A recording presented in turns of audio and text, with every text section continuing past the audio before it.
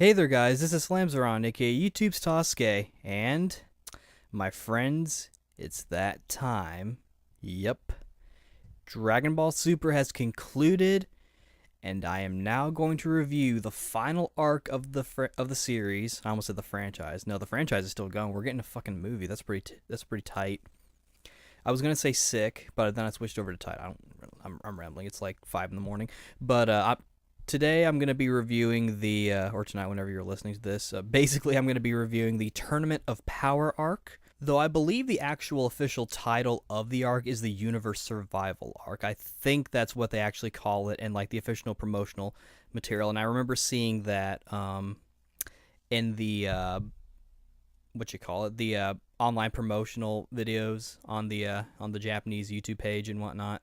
But for the sake of this video, I'll have the two titles obviously, so you can just call it what you want. I know the titles I'll usually have like an extra arc title, but no, this one's just the Tournament of Power. I guess you can maybe say this is the Jiren arc. If you really want to. We'll get to Jiren.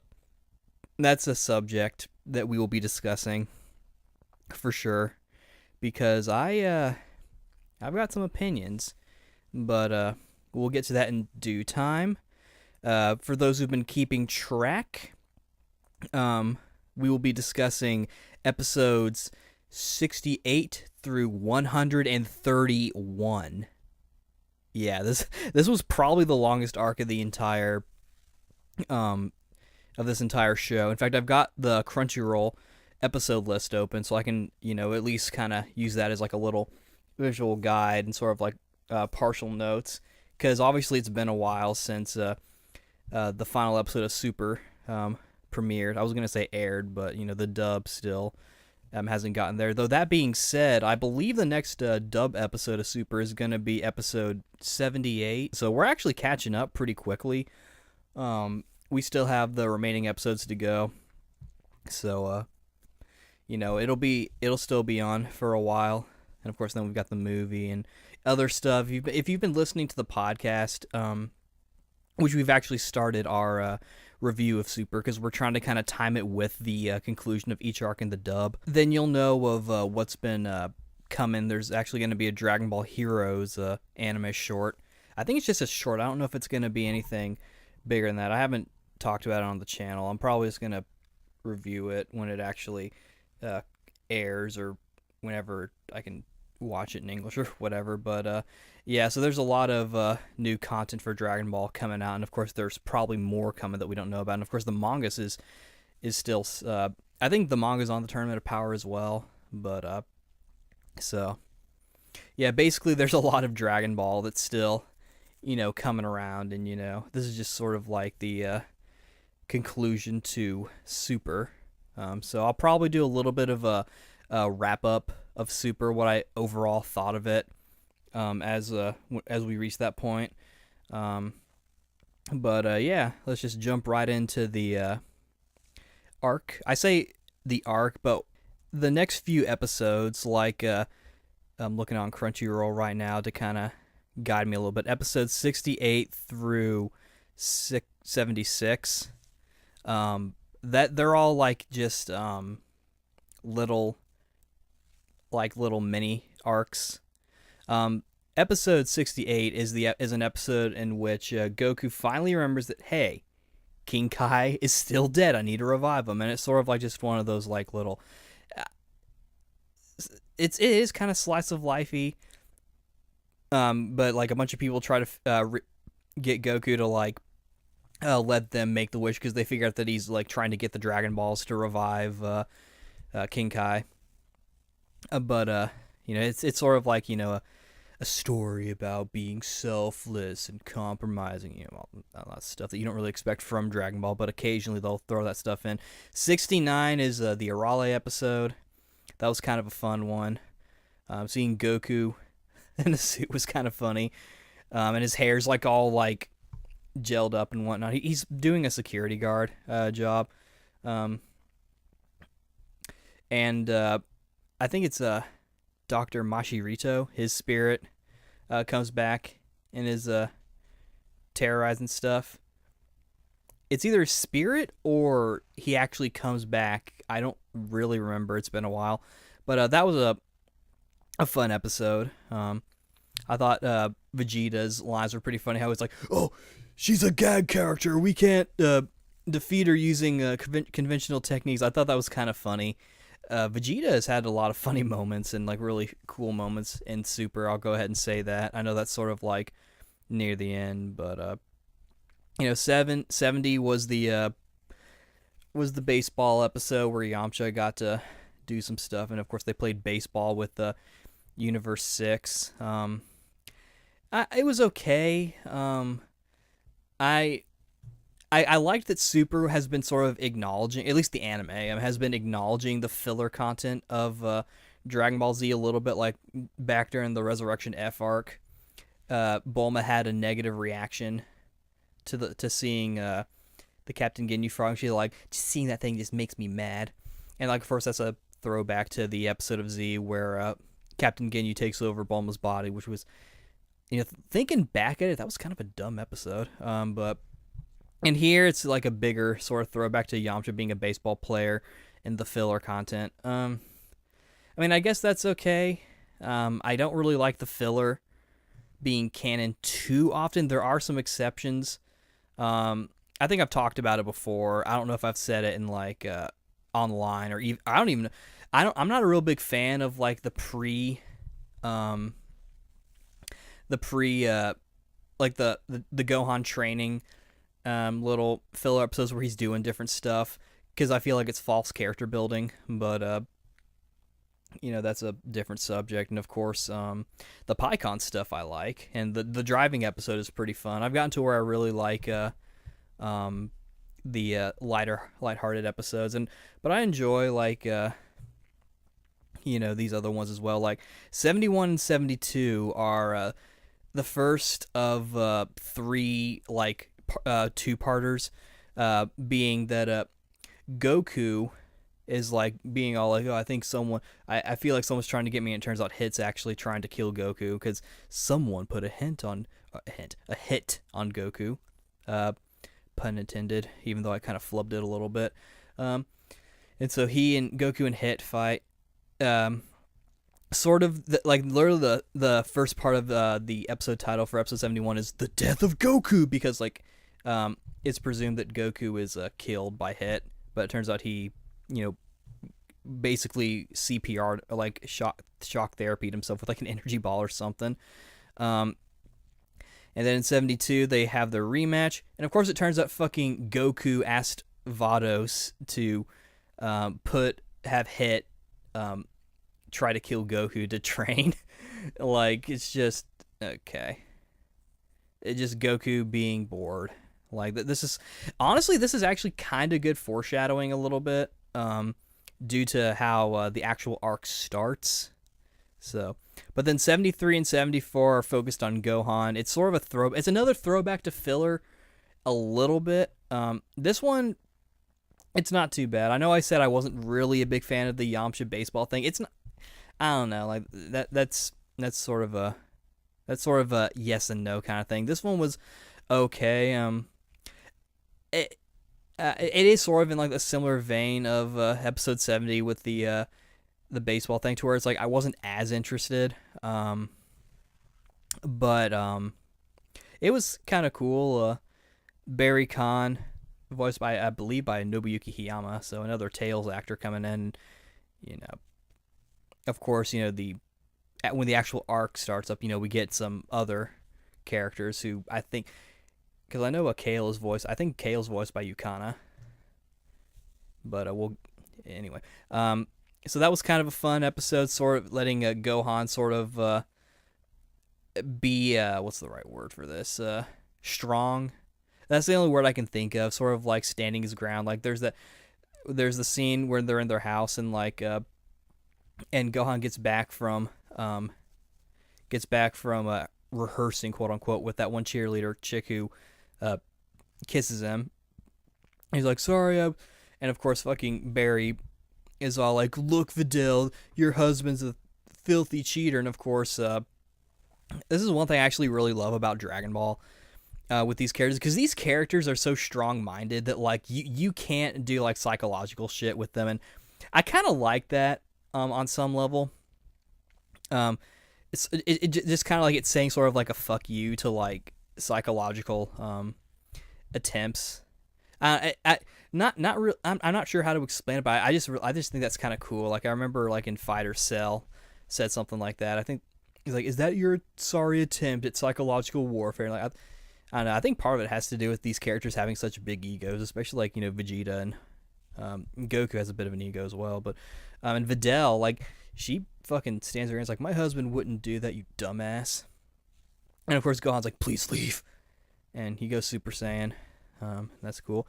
Then 75 and 76 are like is the last pre-stuff before the actual arc starts. This one is involving Goku and Krillin training because Goku is still bored. Again, more foreshadowing. And this one kind of brings up some insecurities about Krillin. And this is something I've seen a little bit in Z as well. You could say it's sort of what's the proper word? Unused plot device maybe. Or at least playing up on like I don't know exactly what they were going at with this, but basically Master Roshi has Goku and Krillin go through a forest to like get some thingy. I don't remember what. I think some sort of like seeds. And it's kind of interesting seeing them do this when like they're both like adults. Like it was a nice throwback to the old days of Dragon Ball when they were training together, but at the same time like it was just weird looking at them, even though Krillin is a lot shorter than Goku. It was so, but basically it was kind of it was definitely weird kind of seeing them. It's sort of akin to like I don't know, I don't really have much of a reason to make this comparison considering I've LARPed before. But it'd be like seeing like a grown man like going out in the woods like in like a business suit, if that makes any sense at all, and it probably doesn't, but I don't know. I just took note of it. I thought like, oh, that's interesting. But to get back to the point, because lately, whenever I want to watch Dragon Ball Z again, I usually go to Kai, to be honest, and I always go to the episode where Trunks tells Goku about the androids when he comes back to Earth, and that I always go back into like the beginning of like the android stuff. I don't always watch through the entire thing, but I always keep watching anyway. And I remember on their way there, in the dub, at least Krillin, as they're flying, says like,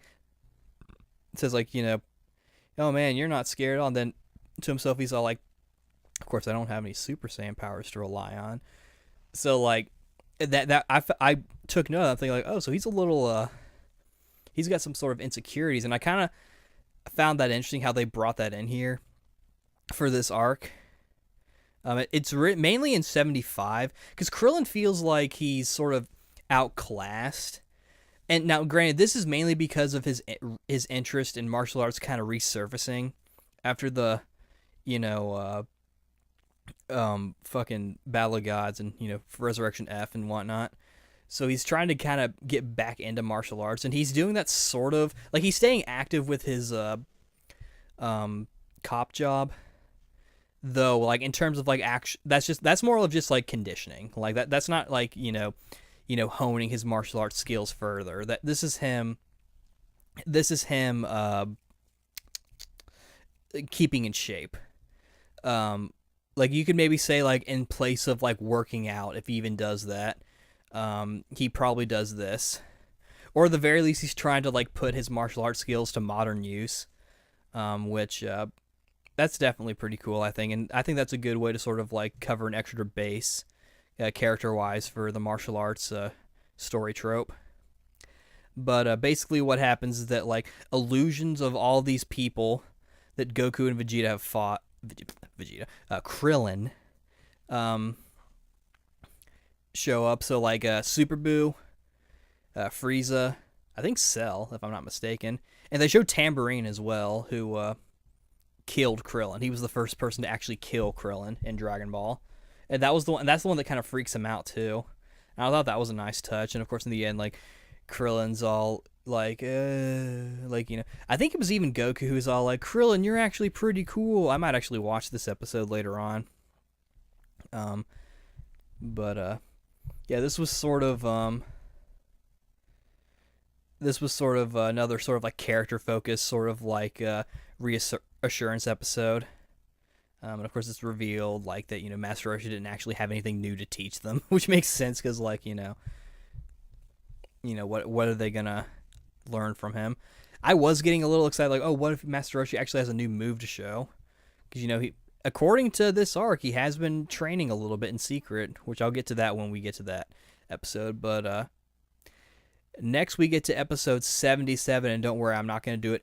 I'm not doing it episode by episode anymore. I'm going to kind of go, still off the cuff, obviously, but like I'm going to kind of go with the flow of the story. But this is like the start of the arc. So for those who want to know, like, okay, when does the actual arc start? It's episode 77, which is where we get a lot changes with the production. Firstly, we get the new opening theme song, Limit Break X Survivor. Sung by Kiyoshi Hikawa. I believe this is his first anime song. I think he was mainly doing just non-anime stuff. But I actually really like this song a lot. I actually like it more than Chozetsu Dynamic by a long shot. It kind of has a bit more of a Dragon Ball feel to it, and I feel like I don't know. I just really like the song, and I like the use of Gokuisms in there. Sort of like there's the whole Oida thing, and I remember like that was something that was pointed out on Twitter when the actual episode aired, where they actually premiered this opening theme song. So like it's said in a way that like Goku would say it, because he's got like that sort of, I don't want to say accent, but he kind of talks like a hick in the Japanese version, or he's supposed to.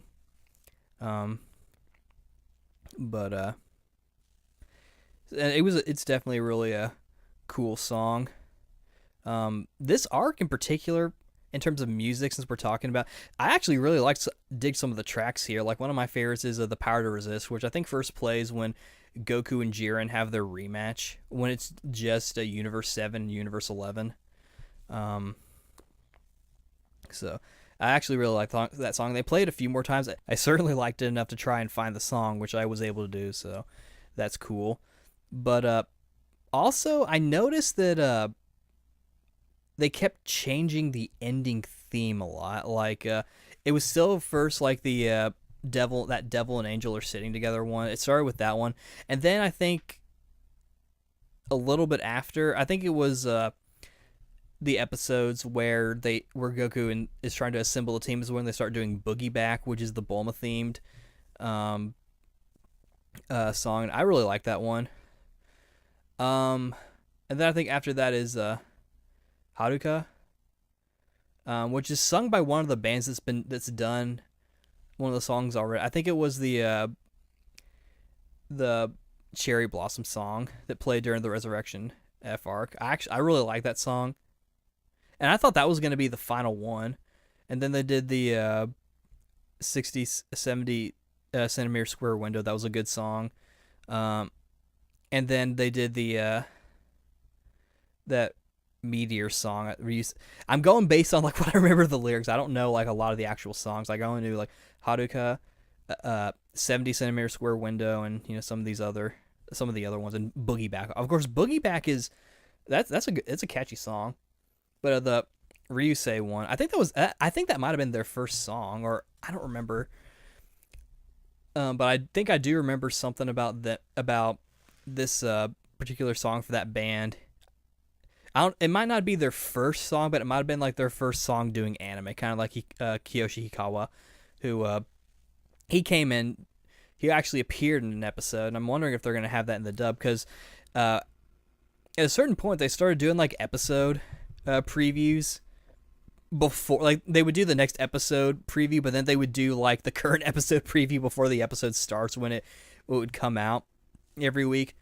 And that was kind of interesting. It started with, I think, the Goku versus Kale and Caulifla fight.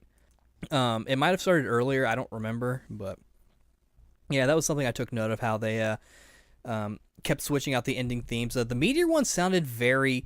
This is the final song for this anime. Um, kind of sound to it. So I felt like it fit. I really liked Haruka and the 70 centimeter square. It's either 70 or 60 centimeter square window. I don't remember, but anyway. The other thing to take note of is the animation style. At first, it just kind of looks like they sort of brightened up things and sort of like made the lines a little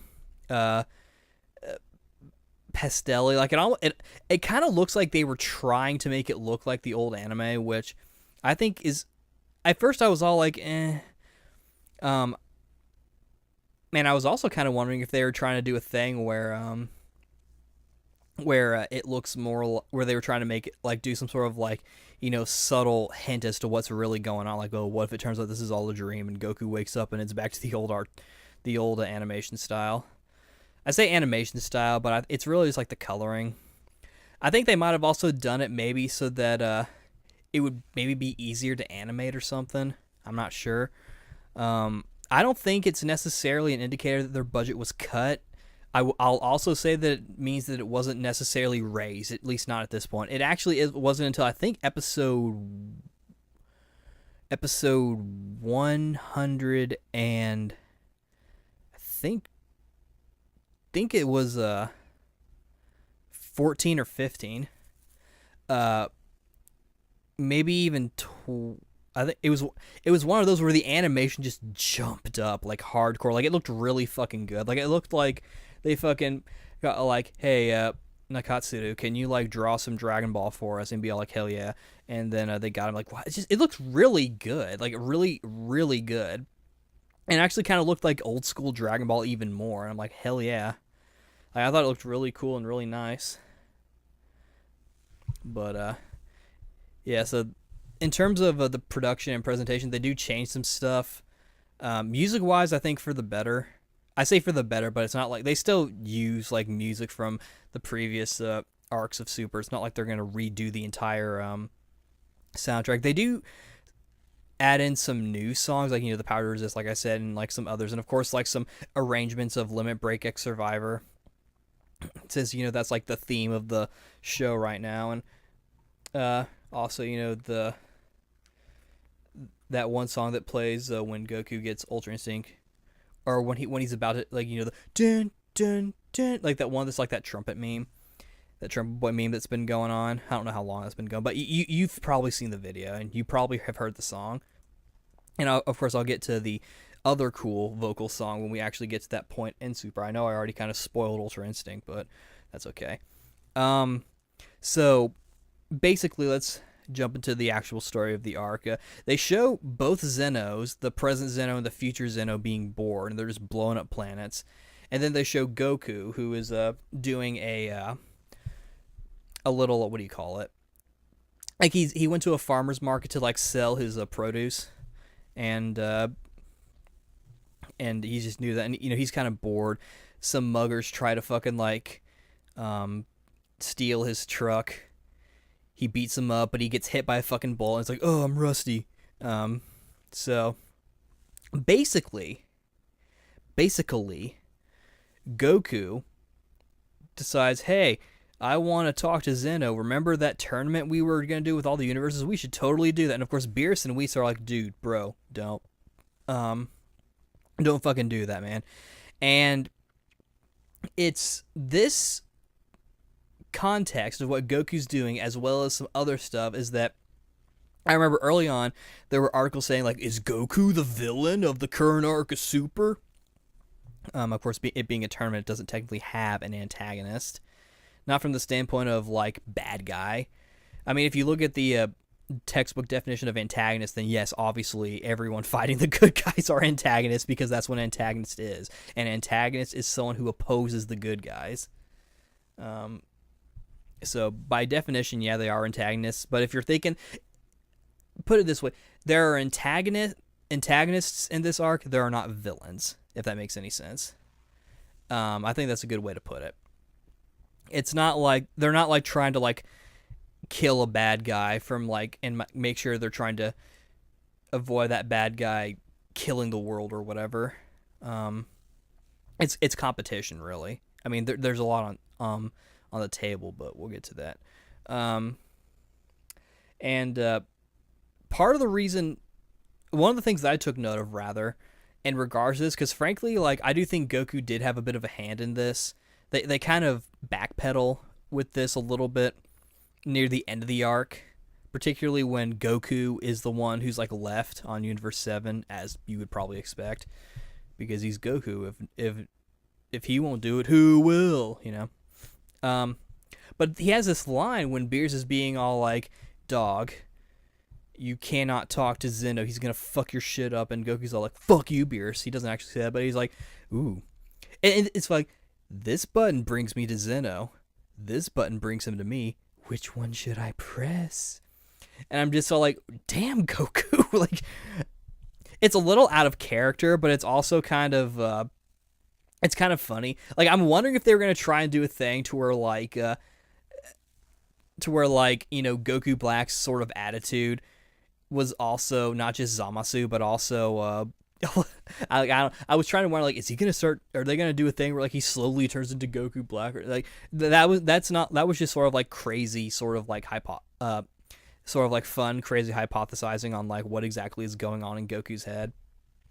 I think, and Beerus, he's like, maybe I've been too lenient on it. He's about to like Hakai, which now that we've actually seen that episode dub, we know that they're just gonna call it Hakai and not destroy or whatever.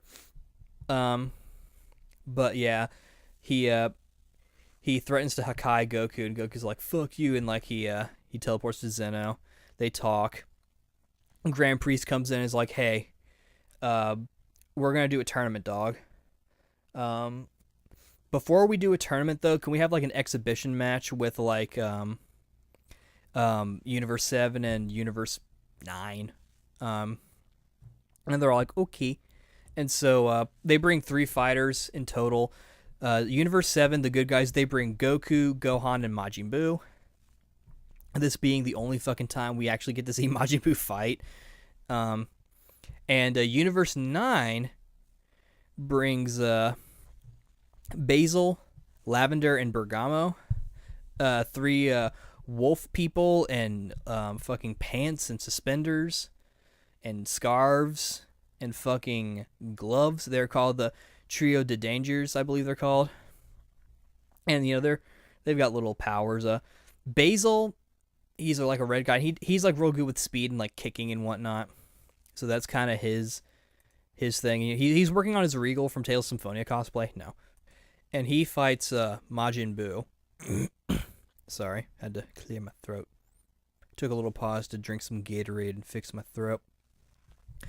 But yeah, so this is like the only fucking fight of Majin Buu that we actually truly get to see. Like, yeah, he tried to fight Beerus, but like that kind of failed, and that was mainly just to show that like, hey, Beerus is strong enough to go against Majin Buu.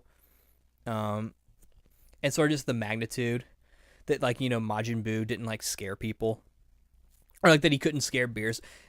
One, because Beerus is stronger, but also 2, Beerus didn't fucking know him, so it's just like he had no reason to like have like any real reaction unless he was like, Whis, I think that's Majin Buu. You remember him? Yes, Lord Beerus, I remember Majin Buu. Yeah, he's pink. You know. But that fight kind of goes how you would expect, and I feel like they were both trying to show the audience, because this is gonna follow up later on to a bit of a twist that happens in this arc, which it's both cool but also kind of annoying based on how many times this has been fucking done. Hint, hint. But basically, I feel like that both from their perspective as the developers and creators of the show and the story, as well as from the audience perspectives, they realize that Majin Buu is a little too OP. And that he can really do a lot of damage for one thing, and also he's just really hard to take down. I talked about it on the Universe 6 tournament arc, Tournament of Destroyers or whatever review on the podcast, and that as a villain, the issue with Majin Buu was not defeating him in battle, because Goku or Vegeta, frankly, seemed to do okay in that field. It was getting him to stop being evil, which Hercule, or Mr. Satan, whatever you want to call him, because I know at this point, it's like, depending on where you go, it can kind of go either way. Because I know in the games they're probably going to keep calling him Hercule, but I think at this point, in terms of the anime and like the manga, it's probably going to be Mr. Satan. He was able to stop Majin Buu from killing people, but then once we got to Super Buu and Kid Buu and all that, how do we actually get him to like kill him again to stop? Like you had to like take care of him completely and like overpower him just immensely. So that's what kind of made Majin Buu a bit tough. Like the issue again was not defeating him in battle. The issue was actually killing him and getting him to stop doing evil things, be it change his alignment or just kill him outright. And that was kind of shown here with his fight against Basil, because Basil's kicks kept like getting like flubbed off him, like what? And Majin Buu is all like, oh, I can't fight because Mr. Satan told me not to fight. He's like, oh, you can fight now if you want to, Majin Buu. And then he's like, okay. And then he started getting serious. And I think from what I recall, what actually happens is like Hercule gets hurt. And Majin Buu is all like, oh my god. And he just like knocks out like fucking Basil, just like hardcore. And that's how he wins. But yeah, I feel like looking at things hindsight, even if it is a repeat of a previous arc for what they do, which we'll get to soon, I feel like both they realize that one, the audience will take note of, and two, they realize, well, basically they realize Majin Buu is a little too OP just overall. The next fight, which is episode 80 by the way, is Gohan versus Lavender. I think some people call him Lavenda, depending on what version you watch. I think both the Crunchyroll, Funimation, and the Daisuke version, which end up just becoming like the Dragon Ball Super TCG website. I think they all go with Lavender. So, just I'm not going to go down that rabbit hole. I call him Lavender.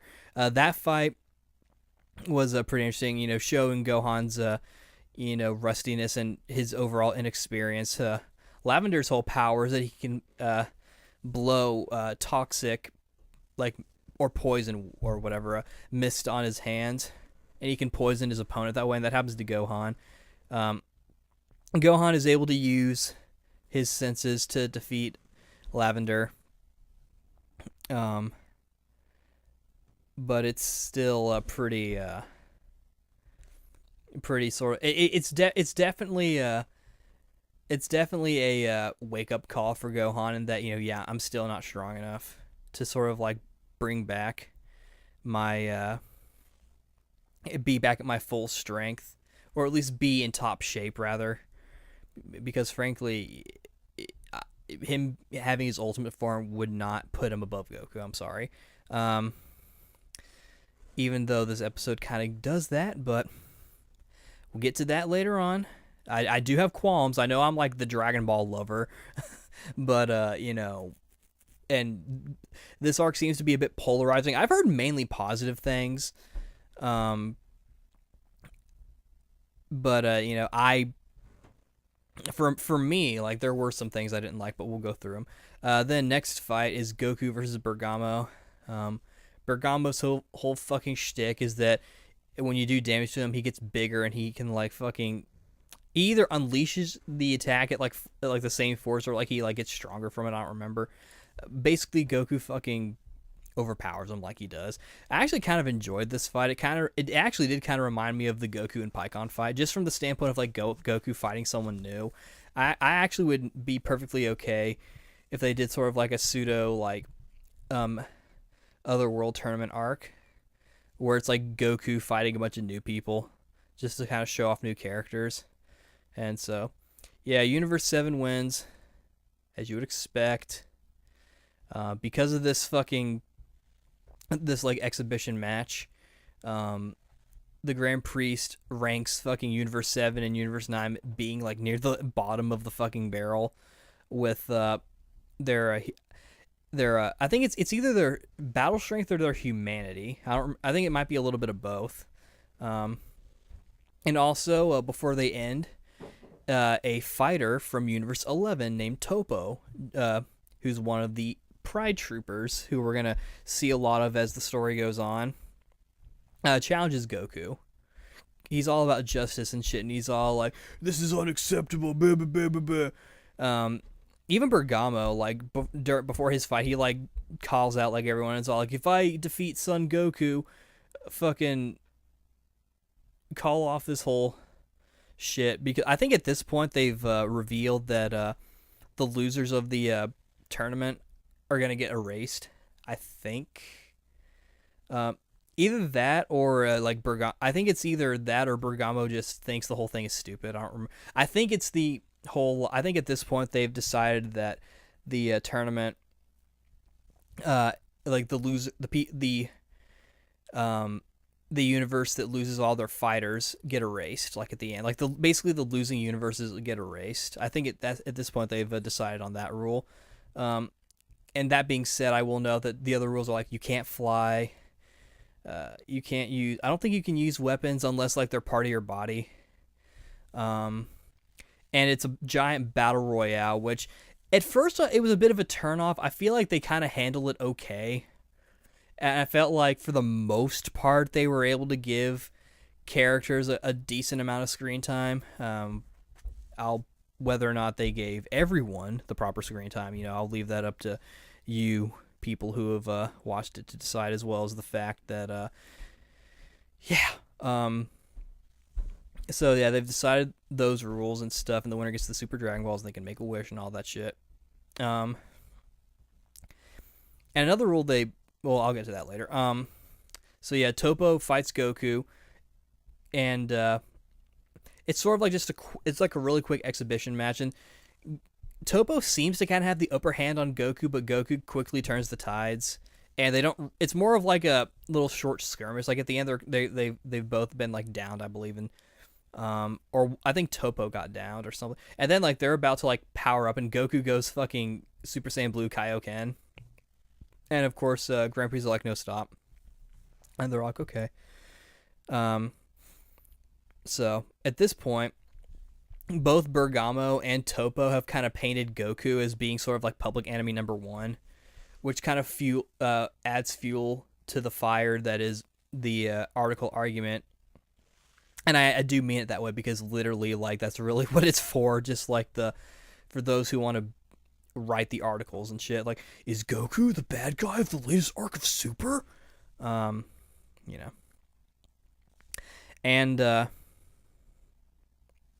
so they end that, and now it's time for all the characters to get their team together, which brings us to episode 83. And the only reason why I'm noting what number this is, not just because I actually have the Crunchyroll page open so I can see. I actually did a written review, a little quick shameless plug for my blog. I did a written review of this episode because I really enjoyed it. It's a bit focused on Vegeta. And it kind of messes with the lore a little bit because it involves Goku and Gohan trying to plan for like who they're gonna add to their team. They bring up Master Roshi, which I know a lot of people, or I can see some people's concern with that. Personally, it doesn't really bother me, but we'll get to that when it's game time. They note Krillin. One thing, because I actually watched this episode like I think a total of 3 times. Once just on my own, just to watch it. Then a second time with my friend Troy, who you've also heard on the podcast. And then a third time for the written review because I'm like, I want to review this. Troy pointed out that while Goku and Gohan were mentally picturing Krillin's fighting abilities, when they're done, they zoom out of Gohan's face to show that this was Gohan's perspective, and he's the one who's all like, I don't think Krillin would be a good idea, and of course Goku's like, no, he'd be pretty cool. Troy pointed that out to me. I'm like, oh, that's kind of cool. And they bring up Hercule brings up 18, I think. Um, and or Gohan or someone brings up Android 18, and then they bring it up. Then they realize, oh wait, what about 17? We forgot he exists. But so that's one side of it, and then of course, Bulma, as revealed in episode 77, is actually pregnant with Bulla or Bra, whatever you want to call her. I think they still go with Bulla in the Crunchyroll subs, and I assume the Funimation subs as well. Since they were kind of going with like dub terminology for the most part. Not everything, obviously, because obviously some stuff doesn't have dub terminology just yet. But this episode I really liked mainly for the Vegeta moments, because I feel like it really just kind of showed how far Vegeta has come as a character, and sort of like if you were to ask me why is Vegeta your favorite character, I would probably show people this among like just a bunch of clips from Vegeta. Because at this point, I think Vegeta probably is my overall favorite character, followed by Trunks and Tien, which happens to be my team in Fighters. But with here, it's really clear that Vegeta wants to be there to see Bola get born and sort of support Bulma, because he feels like he wasn't able to do that with Trunks due to his pride and the whole conflict with the androids, and also the fact that Trunks wasn't planned. Whereas here, I assume Bola was planned. I don't fucking know, but basically Vegeta wants to be there, and because of that, he actually turns down Goku's invitation to take part in the tournament. Now, Whis comes in and uses his angel magic to make Bola go ahead and get born, and that's sort of like the lore stuff there, because I think from what I remember, and I think it might have been sort of implied rather than actually like stated, but I think it seemed like Bola was actually a little bit older than Pan. I think that's kind of what they're going for, or they were around the same age, but now Bola is now a little younger. I think part of it is that, like, I don't know, it's really kind of, it might just be one of those things where like they do age drop Pan. She's supposed to be 4. Though with Bola, they look around the same age. I think the main reason, like, Bola, she kind of dresses a little more. She dressed a little more girly, sort of, and had a little bit more fat style. And I think because of that, like, I personally assume she was like older, though I'm talking like maybe like 6 or 7. But yeah, that's a I don't know, but it is it's sort of like the Patara thing, I guess, where it's sort of playing with lore that wasn't otherwise stated. But of course, with the Patara thing, they did kind of, because they showed it. They showed what happened, and Vegeta hypothesized, but that's a subject for later. I won't get into that. But yeah, basically Vegeta now is able to take part in the tournament, and he's all like, okay, cool, I'll be in the tournament now. But yeah, definitely, if you want to know my thoughts more focused on that episode 83, definitely check out my blog. I'll have a link in the description to that specific post if you want to read it. I have pictures and shit. And I guess I'll use this time to note that again, I did watch it on Crunchyroll. Heck, I'm using Crunchyroll to like sort of help use as a guide, because I've got like the episode list open and whatnot. But the way I watched it, I still watched it on Sunday, even though it technically comes out Saturday night. I still watched it on Sunday like I normally do, but I mainly actually watched it on my PS4, so I could watch it on the TV. Mainly it's because, like I said, the subtitles. I think I mentioned this in the Goku Black arc review, that the subtitles on Crunchyroll have been looking kind of weird lately. I don't remember if I have or not, but on the TV, on the app, the subtitles look a bit better. Like they look more coded. I don't know, like they look a little nicer. a little more stylized, I guess.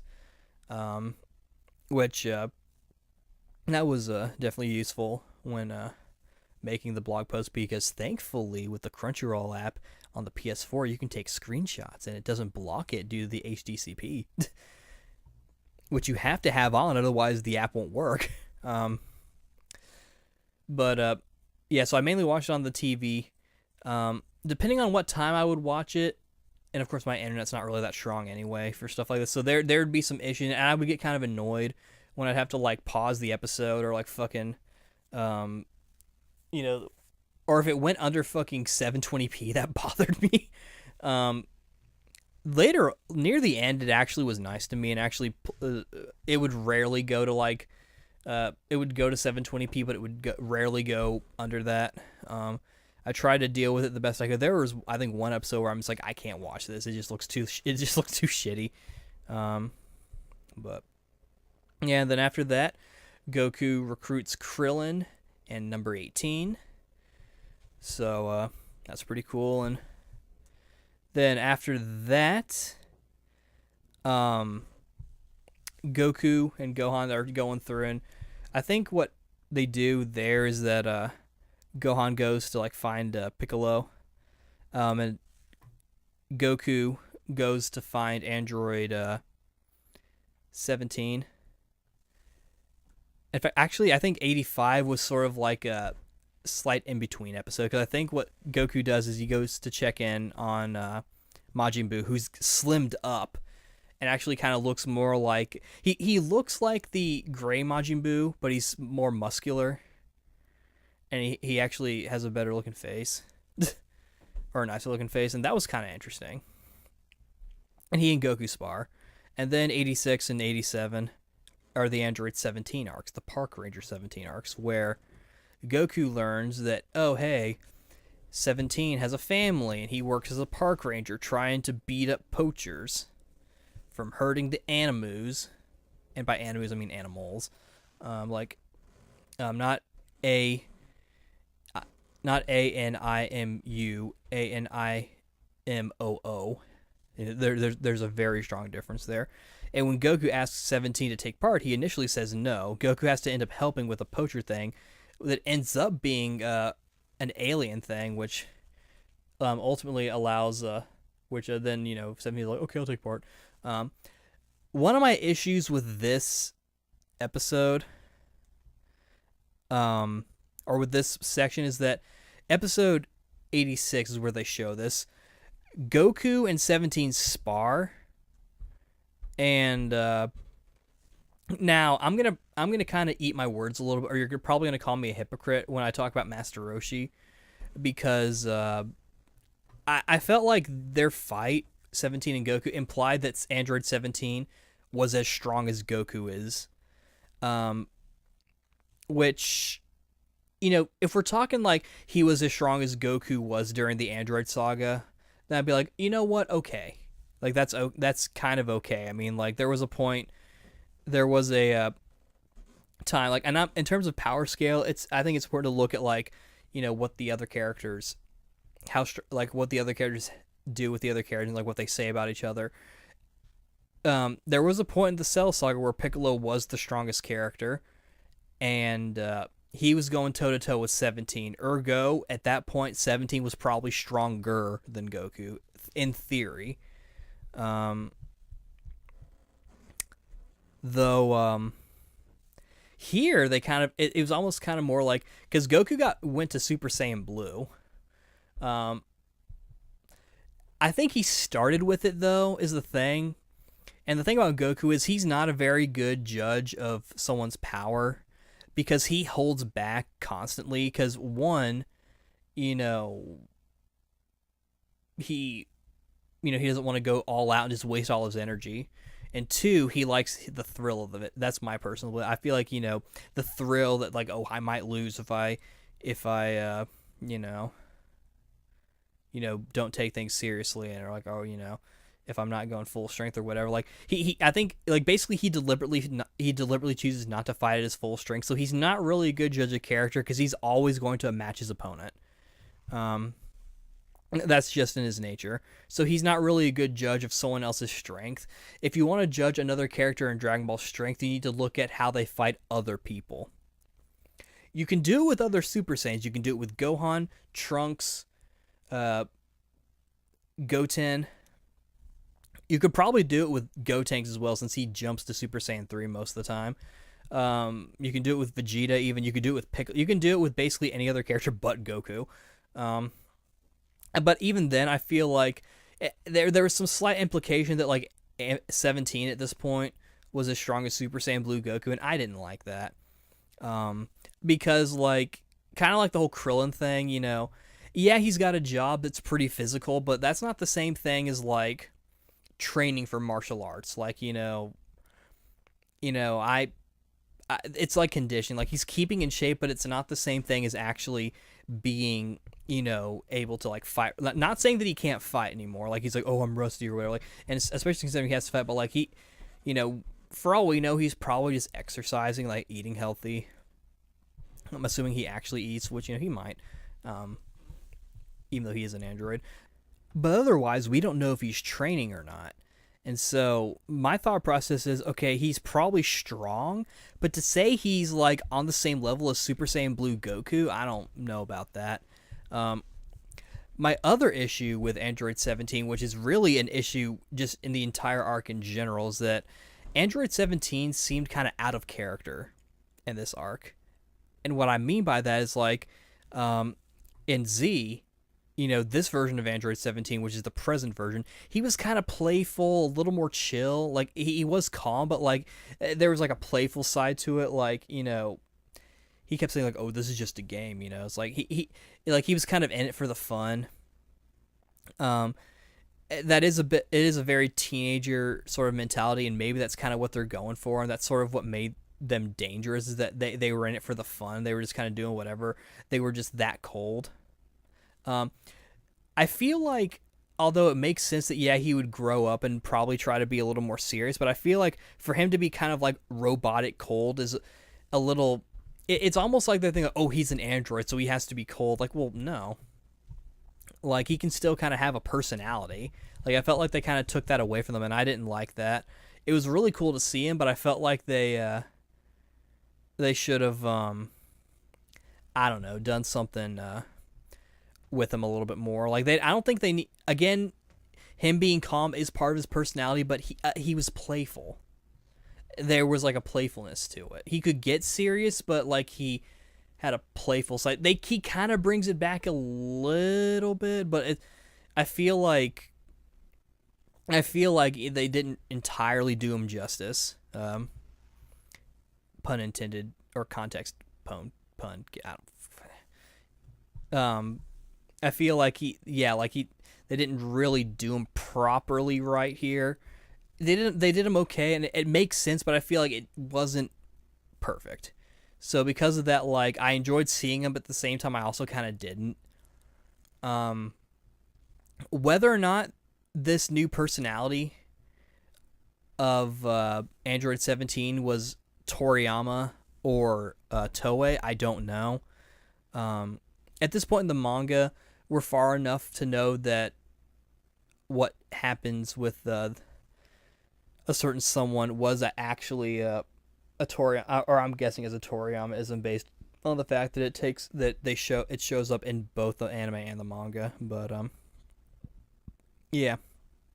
So basically, yeah, that's kind of my general issue with 17.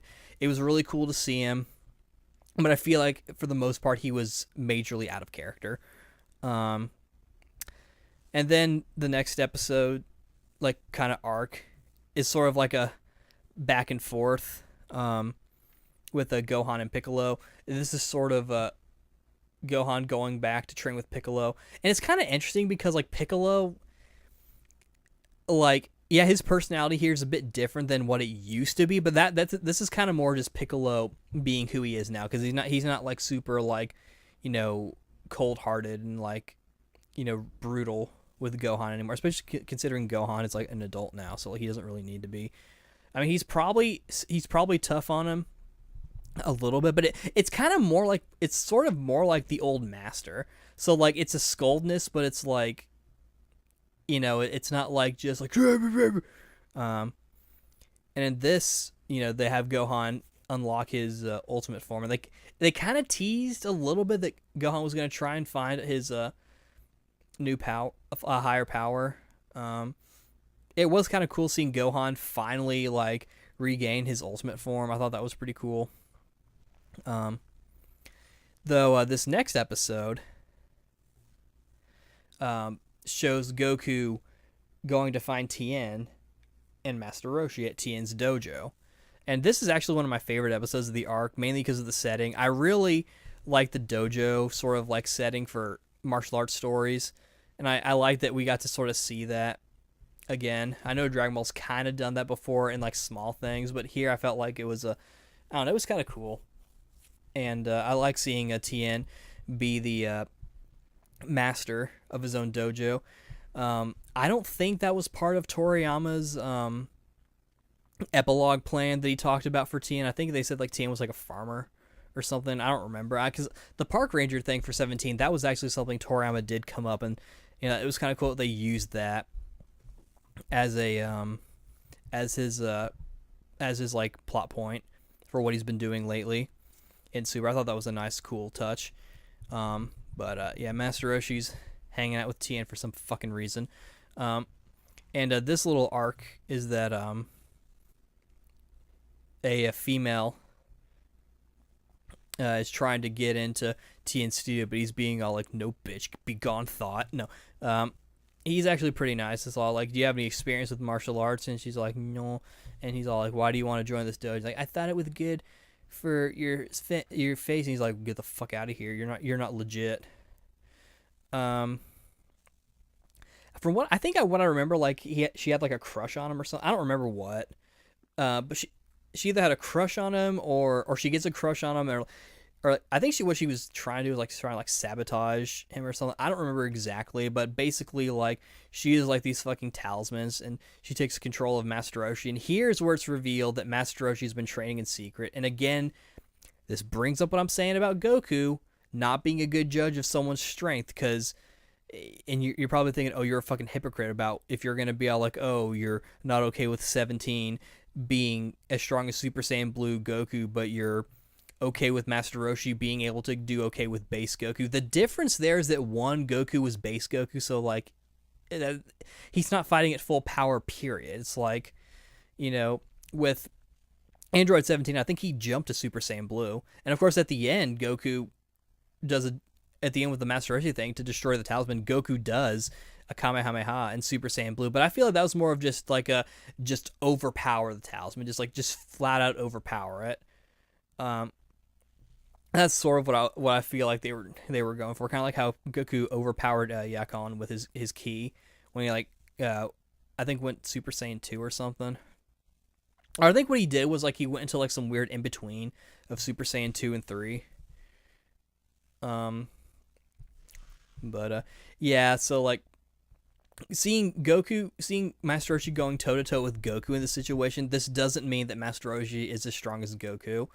He's probably the weakest fighter in the entire team, but it's just like he's been trained to kind of try and keep up a little bit. And again, Goku is not a good measure of strength because he's always holding back, no matter who he's fighting. The only person he's not going to hold back with is probably Vegeta, and the only reason why is because Vegeta is the only one who can actually match him in his eyes.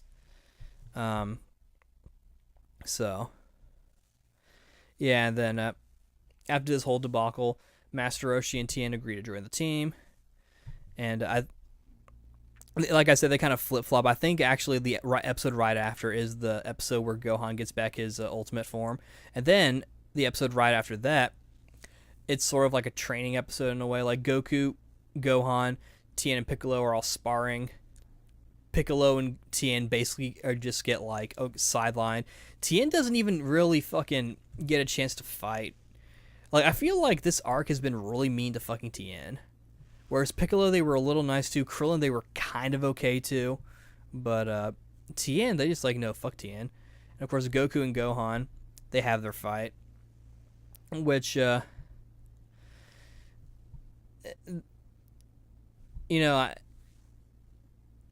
I'm not real big on Gohan, to be honest. So like, him being strong at all is kind of a slight turnoff for me. Um, but I mean, I know I'm just talking about like, oh, Goku's not a good measure. Of course, they're sparring. Like, it's all about the It really is all about the context. I know I'm sort of saying like, oh, this is how you tell how strong characters are, but again, it's really all about the context. You got to think about the fight. You got to think about what's going on, and then you can kind of figure it out from there. So they're duking it out, and Goku ultimately wins, but it's pretty close.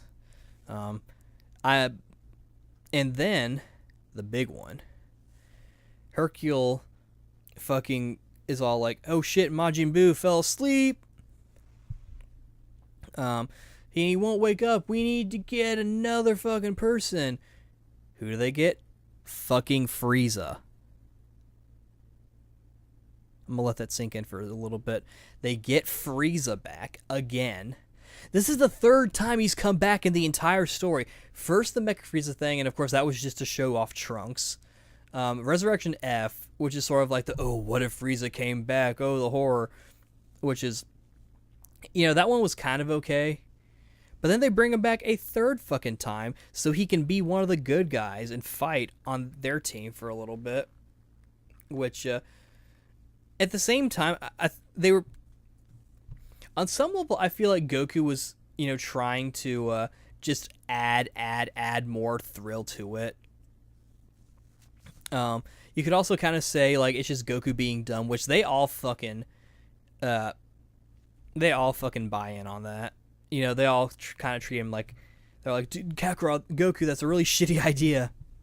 And then fucking, of course, like, word gets out, because Goku was originally hiding the fact that the world will get destroyed if they don't win. And they're all like, why didn't you tell us we'd fight? And of course, Android 18, like, well, I was promised fucking money, so I want fucking monies. And of course, Bulma's like, okay, fine, I'll pay whoever wins. Like, it's like, I'll fucking pay them.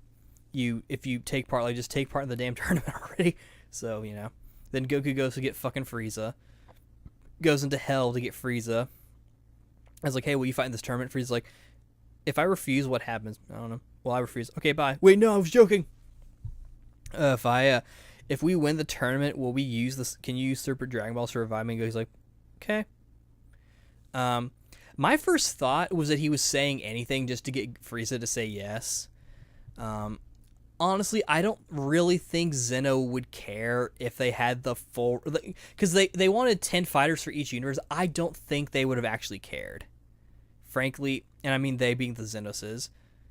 Or the Zenos, or whatever. I don't think they would have cared. They're kind of like the personification of Toriyama's reason for, like, writing anything at all. It's like, just because it's cool. Like, oh, that's cool, so let's put that in. Oh, that's cool. Yeah, let's allow that. That's really all it's about, like, just for, like, the fun thrill of everything. So I don't think they would have cared if they had 9 fighters instead of 10. That being said, I actually just remembered something that I forgot to fucking mention real quick in terms of, like, the other characters they could have used, because I'm of the opinion that while Frieza probably was overall the best choice, because, like, one, they know where he is. Like, if we're talking, like, bad guys, there really is no other choice. Because, Majin Buu, Oob is sort of a thing, so they can't really get him. Cell is pretty much just completely gone. Like, PyCon filler aside, because I know he shows up there, but as far as we know, he's just completely gone. Even including the filler that they included in fucking Kai where he shows up. Frieza's the only one that they know where he is. Or ideally. Or they at least know that he's around, and they're probably thinking like, well, he's pretty strong. Now, that being said, one thing I forgot to mention in episode 68 is that part of the, like, a subplot is that Bulma is trying to, like, work on the time machine and try to figure out, like, how to, go back and forth through time and try to, like, make progress on that using future Bulma's notes. And she finds out about these fucking time these, like, ore that, like, can be used to fuel the time machine. Fucking Beerus at the end is all like, it's against the rules of the gods, and he destroys the fucking ore, and then, like, the book gets burned of all of Bulma's notes, and the time machine gets destroyed, basically saying, hey, Trunks ain't coming back. No more time travel at all. And I'm thinking, like, really? Really? Like, I think I said this in the previous arc review, even before we knew what the Tournament of Power was going to be, or what the next arc was going to be. I think it would have been really cool that Trunks, if Trunks like stuck around for the next arc, just to kind of help out. I think that's cool. Like, I talked about it in like fucking Bakugan when I fucking was watching that, like, with the TV on, like, fucking Dan, or whatever his fucking name is, the main guy, is like being nice to that one like alien chick who betrays the bad guys, and then for the next arc joins in on the good guys, and she gets a fucking dedicated episode. I'm like, that's really fucking cool. I think that's awesome that she comes in to help. I really love it when stories do that, when they bring characters from a previous arc who kind of come in and bring in their own expertise to a new situation, and they get tested as well. I think that's cool. Like even beyond just sort of like the previous arc of them being all like, hey, we're going against our, proposed destiny of being evil. And then this next arc, we're going to actually be challenged as an individual in our new identity. I'm like, that's awesome. That's fucking awesome. And I really was kind of hoping they would have done that here with Trunks, like future Trunks. That would have been really fucking cool. The way I probably would have done it was like, I don't know, they need time to like fix the time machine. It just so happens that,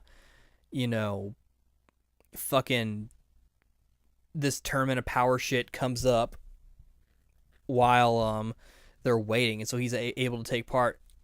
There we go. Problem solved. And I kind of paused there for a little bit because I, at the same time, like, well, they could have done that, but at the same time, it would have taken away like this opportunity. Because honestly, I think Frieza fighting on the good guys for any reason at all, begrudgingly or not, is interesting. I think it's very interesting. I thought it was kind of okay-ish when they teamed up in Fighters. I don't remember. I do remember them vaguely kind of teaming up a little, but that one was kind of like more like hardcore begrudgingly. Whereas this one, it's a bit the context is a little different. Frieza ultimately decides to join. There is a episode where for one thing, I forget what universe it is, but one of the universes sends in a few warriors and a spy to sort of like sabotage Universe 7 to kill them so that, they don't have to take part in the fucking Tournament of Power, or rather they can already have them like, kind of, you know what I mean. When Goku this happens when Goku picks up Frieza. Of course, Frieza and Goku do some damage, and then fucking when one of them happens to have brought like a giant Hakai ball.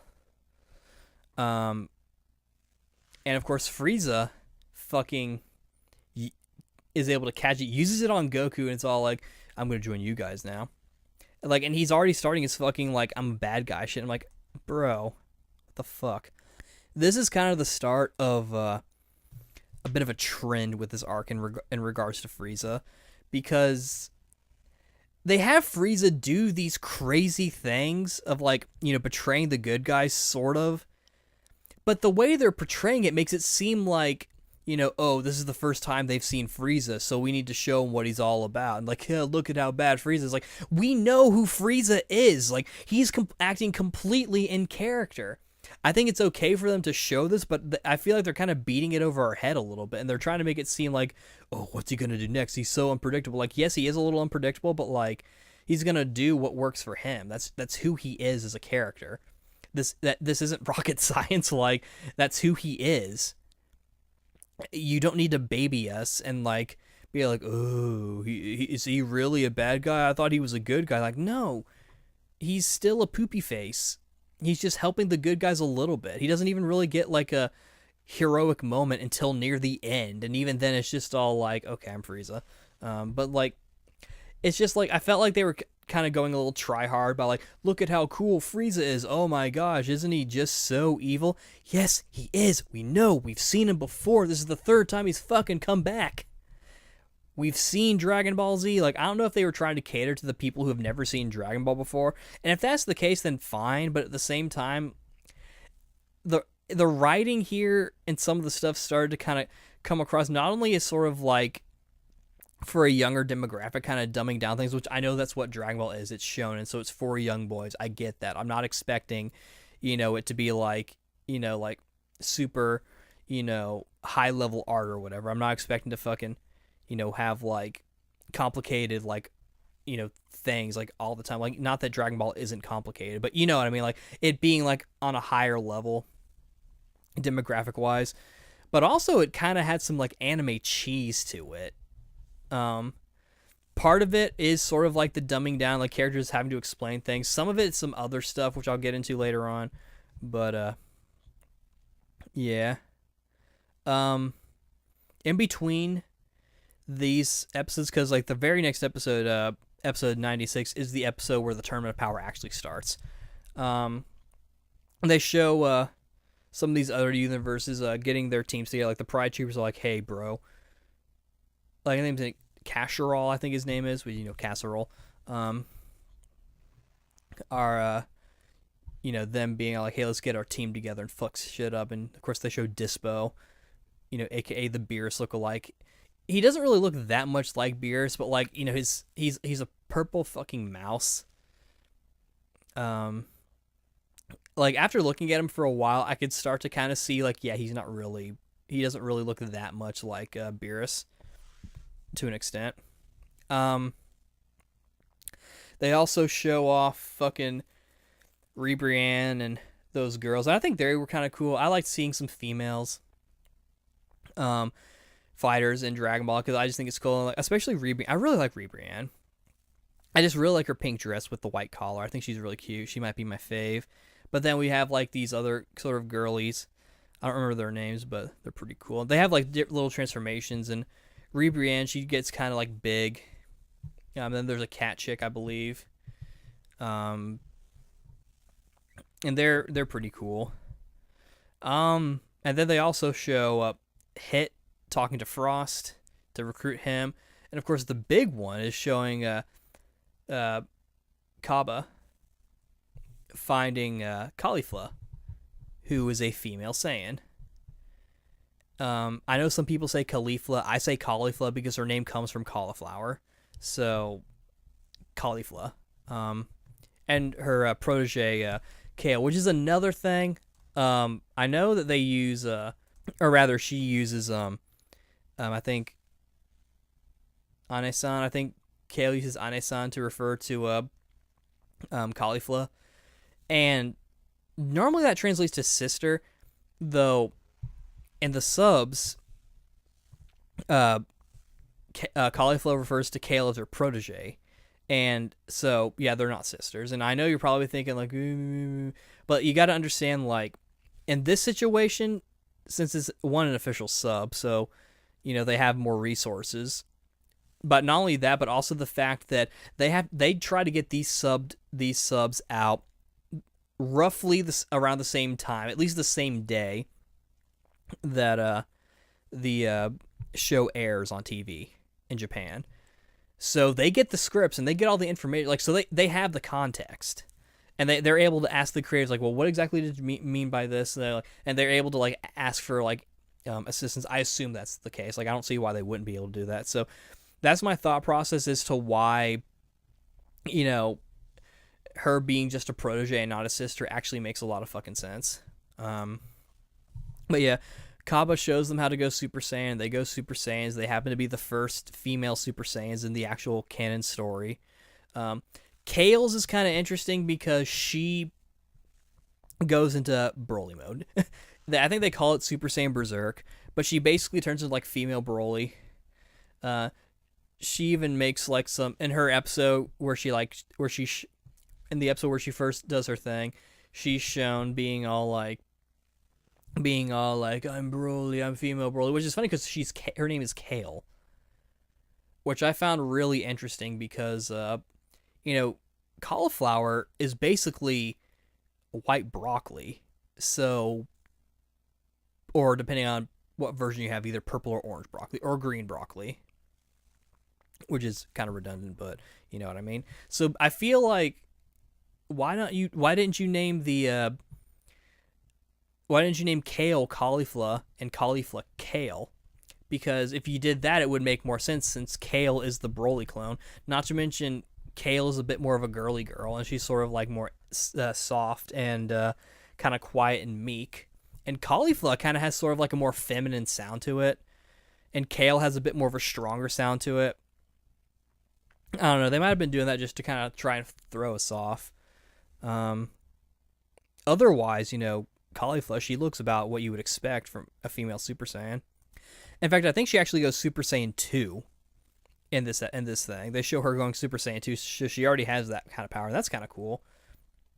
I think in the Japanese version, she's voiced by Mika Komatsu, I believe. I don't remember what she's done.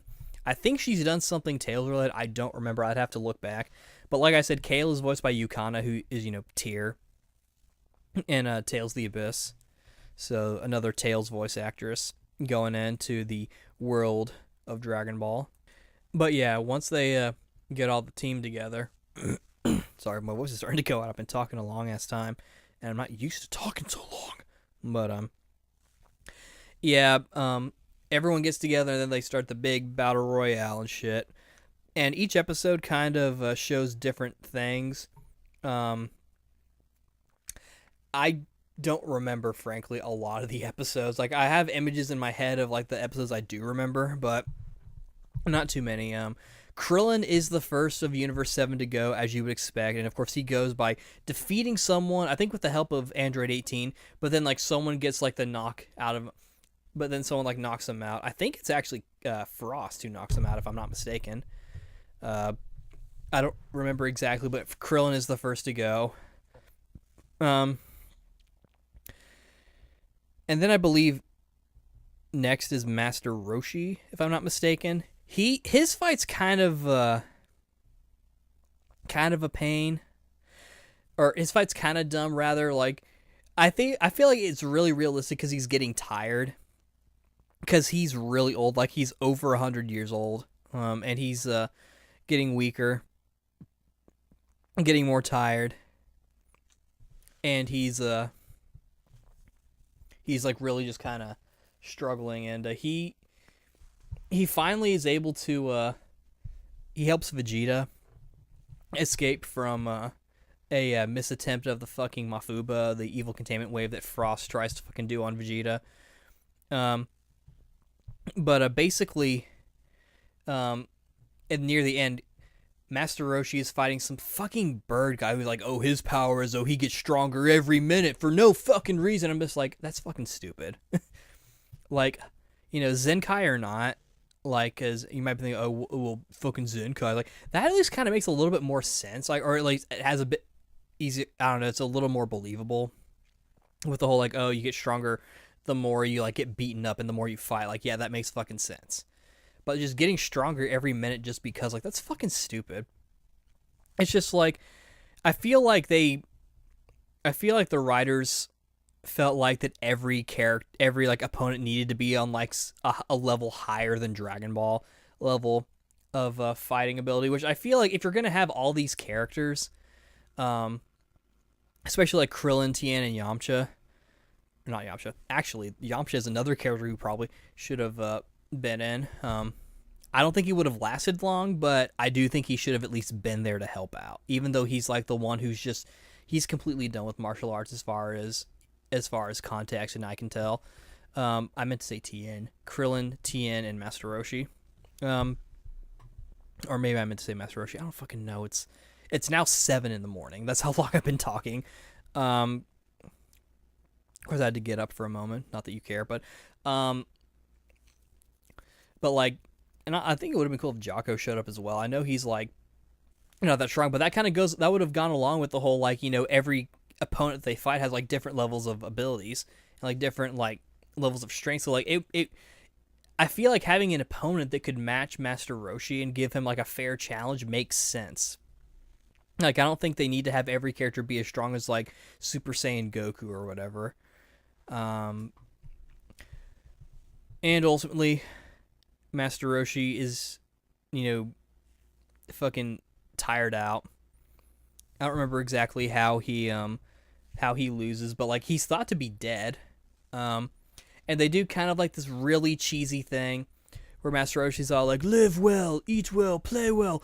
That is the turtle hermit style," and does like this really badass Kamehameha.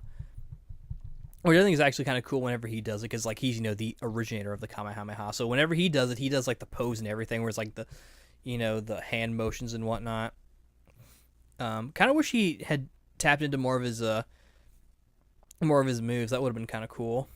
But they do this really fucking cheesy thing where Goku rushes over him and is like, grabs him, is like, Master Roshi, and then Master Roshi's like alive, and then they do that fucking cheesy thing where like, Goku like wipes his eyes because he's apparently been crying. He does like that really like closed eyes, like real big teeth grin. I'm just like, that is so fucking cheesy. Like I would expect that from fucking Naruto, not Dragon Ball. Like, not to mention Goku is like what, like 30 something years old. Like he's not fucking 12. Like why the fuck would he do that?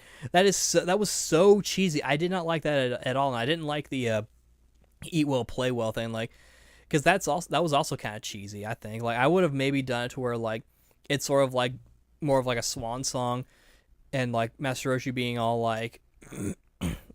like you guys have been so nice to me. You've been the best students I've ever had. I have such good friends, and I feel like you give these old bones life. I'm grateful to have met you, and I hope you continue to succeed. They did something like that. I should note also, killing is forbidden, but they have a rule where if you get killed by your own attack, it's kind of your own fault. Which that kind of makes sense. Like, if you get killed by your own attack,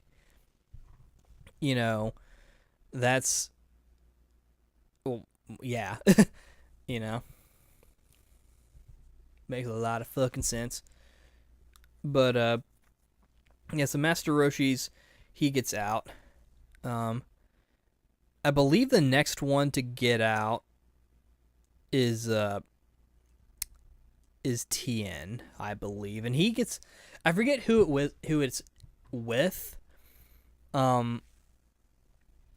He gets sort of I think it's, I don't remember who specifically it's with, but he gets there. I think it's the episode when someone's like shooting a bunch of missiles at them. And that, or no, it's they're fighting. I don't remember who they're fighting against. It might have been the Yard Rat. I don't remember. I do remember that Tien has to come in and fight someone else. To kind of, and have to fight whoever they're fighting. To kind of help out the other person, probably Gohan, to be honest. And he fucking chooses to sacrifice himself by like making sure, like doing that thing where like he hugs the person and like makes them like fall along with him. I was like, really? Like, not that there's anything wrong with doing that, but it's just like, did you really need to do that? Because like Tien, I know the whole Krillin strongest human argument thing, and I'm okay with it. I feel like it makes sense on some level, especially that he's Goku's best friend and he also trained with Goku. But I feel like story-wise, ignoring like the character context, it makes more sense for Tien to be the strongest human, because he's the one human who's the most interested and focused on martial arts, and he's training all the time. So, not to mention he's a fucking master who has his own dojo. I'm just like, it makes sense. And so for him to kind of get, to borrow a word that my buddy Ryo uses, jobbed. He gets fucking jobbed hard, against this opponent. I'm just like, really? Couldn't he have like won just in regular combat and then like either get tired and then, or like even if he got like cheap shot by someone else like Krillin did, like, okay, you know what, he at least defeated an opponent like in like regular combat, or like or even if like he was fighting someone and he got bested, that would have been okay. I would have preferred that, to be honest. And then I believe it's after this that they I'm looking at the episode list, episode 106. I think it's around here that fucking, because I remember they show a thing where it looks like Piccolo is about to get wrung out, but it's actually Tien who does the final blow, I believe. And he splits himself, does like his body split thing to like do damage and shit. So I think that's what happens. But and then it's at this point that Goku and Jiren have their first big fight. Jiren is sort of like it's shown in the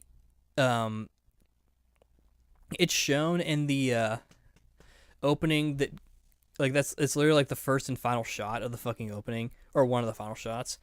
Goku and Jiren duking it out, so it's pretty clear that, like, yeah, that they're going to be the final ones to fight. And Topo is already considered pretty strong. He's apparently next in line to become a god of destruction, so he's listed at being pretty strong. They kind of imply a little bit that, like, Jiren is even strong, I think. They kind of don't, but they also don't show him fighting. Like, there's a scene where, like, Jiren is just standing there, like, as a blast or an attack is coming towards. I think it's actually the following episode, 107, with Majikayo, who's like this weird, like, blubble guy, like fucking blue bubble extendo guy, who sounds like a girl for some fucking reason. I think. And, like, they show him just standing there, like, but then Dispo comes in, like, deflects the attack, and I'm like, that's kind of interesting that they did that. And even, like, when Goku introduces himself to Jiren, like, Jiren, like, goes behind him and is like, fuck you. So they're kind of toting Jiren as being, like, this really mysterious strong guy. But then Goku and Jiren have their first big fight here. Goku goes through all his fucking forms, can't fucking beat Jiren. Jiren is just, like, brutally strong. Like, even Supreme Kai is just like, this guy's just strong, just plain and simple. He's just strong. We're going to come back to this later on as we go through. But, so basically, Goku decides, hey, Spirit Bomb time. And so everyone on the good guys team, or all of Universe 7 besides Whis and Beerus, and even fucking the people who have been wrung out, give them their energy, which you would think would be against the rules, but I think it's probably both something that Zeno would have been like, oh, that's really cool, so we're going to allow it, and also both just Toei being like, oh, we forgot. But Goku does a Spirit Bomb, throws it at Jiren. Jiren fucking knocks that shit back at Goku. And then Goku's trying to, like, push against it. Later on, it's explained that the Spirit Bomb was trying to go inside him, but he didn't want that, and he was trying to push it out, and, like, just a giant explosion comes in, and Goku is presumed dead, and everyone's all like, oh man. And I definitely kind of felt the gravity of that, like, holy shit, like, with Goku gone, like, one, it's up to Vegeta, and two, like, and they show, like, all these other characters, like, coming in, like, oh shit, you beat Goku, well, now we're gonna fuck you up. But then Goku rises again in a new form. His orange shirt's been, like, basically blasted off, so he's just in his blue one. But he's got this weird kind of white aura around him. His eyes have turned kind of silver, and his hair is sticking up kind of weird. It's still black, but it's kind of sticking up a little bit. And he attacks Jiren and, like, just really quickly.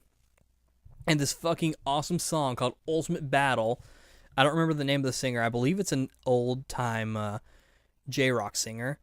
I think it's actually the One Piece guy, if I'm not mistaken.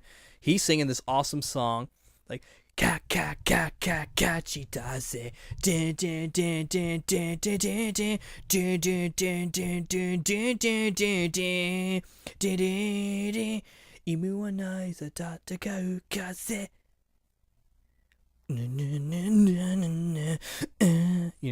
It's this awesome fucking song that's playing, and Goku is just going toe-to-toe with Jiren beyond belief. He's fighting, like, and they show Jiren being kind of pushed back. Goku is walking past Topo's Justice Flash attack without even, like, batting an eye. There's even showing him that's, like, just, like, bat one away. Um, he catches both. Goku catches both Dispo and Topo with his hands. It like does like this weird flip throw thing, and then he goes back to fighting Jiren, and then like whoa, he's doing really good. He's hitting and he's getting better as like he fights, like he's hitting him sharper and whatnot. And they also show him looking at his hands, and that's going to come up later on. Of course, Jiren doesn't really show any sort of sign of getting like hurt either, which that's another point. But Beerus, they're all like looking. Weezy's like, oh, I wonder what this is. It's like, oh, I know what this is, and Beerus like, it's Ultra Instinct, which is sort of that state that Whis was talking to Goku and Vegeta about, where it's like separating your mind and your body, and just kind of acting pure on instinct, and kind of just letting your mind not really just acting pure on impulse, and just kind of going with the flow, and not letting your mind kind of mess stuff up. Which they kind of show this a little bit when Goku is starting to kind of he can they show him like his eyes kind of flash to like black, so they're showing like, okay, yeah, he's about to like fade out of it, so like he starts rushing, but of course it runs out and like just the right amount of time, and then Jiren like catches it and just like knocks Goku back. So he's knocked out of Ultra Instinct, and Goku has to fucking rest, and Frieza has like his fucking energy, is like, I'm gonna shoot you. And then he shoots him, and he actually gives him energy. He's like, hey, you remember that one time in Z where you gave me energy after I asked you, even though I was a dick to you? Hey, I returned the favor and shit. So, and that was kind of an interesting touch. But on the main side of things, Hit jumps in and tries to fight Jiren. And that's kind of an interesting fight. I actually think part of the reason why they did this was because they wanted to, since Goku was still in the fight, I think they kind of wanted to show just how strong Jiren was, because Hit was doing a lot of Goku didn't actually defeat Hit in any of his fights, really. So I feel like they were trying to say like, okay, well, if Jiren can't beat, or if Hit can't beat Jiren, then Jiren's fucking beast, because Goku couldn't defeat Hit. So it's like this weird like triangle, the way I see it. I think that's the reason why they had them fight. It was also kind of cool to see someone else fight Jiren, but episode 112 was kind of a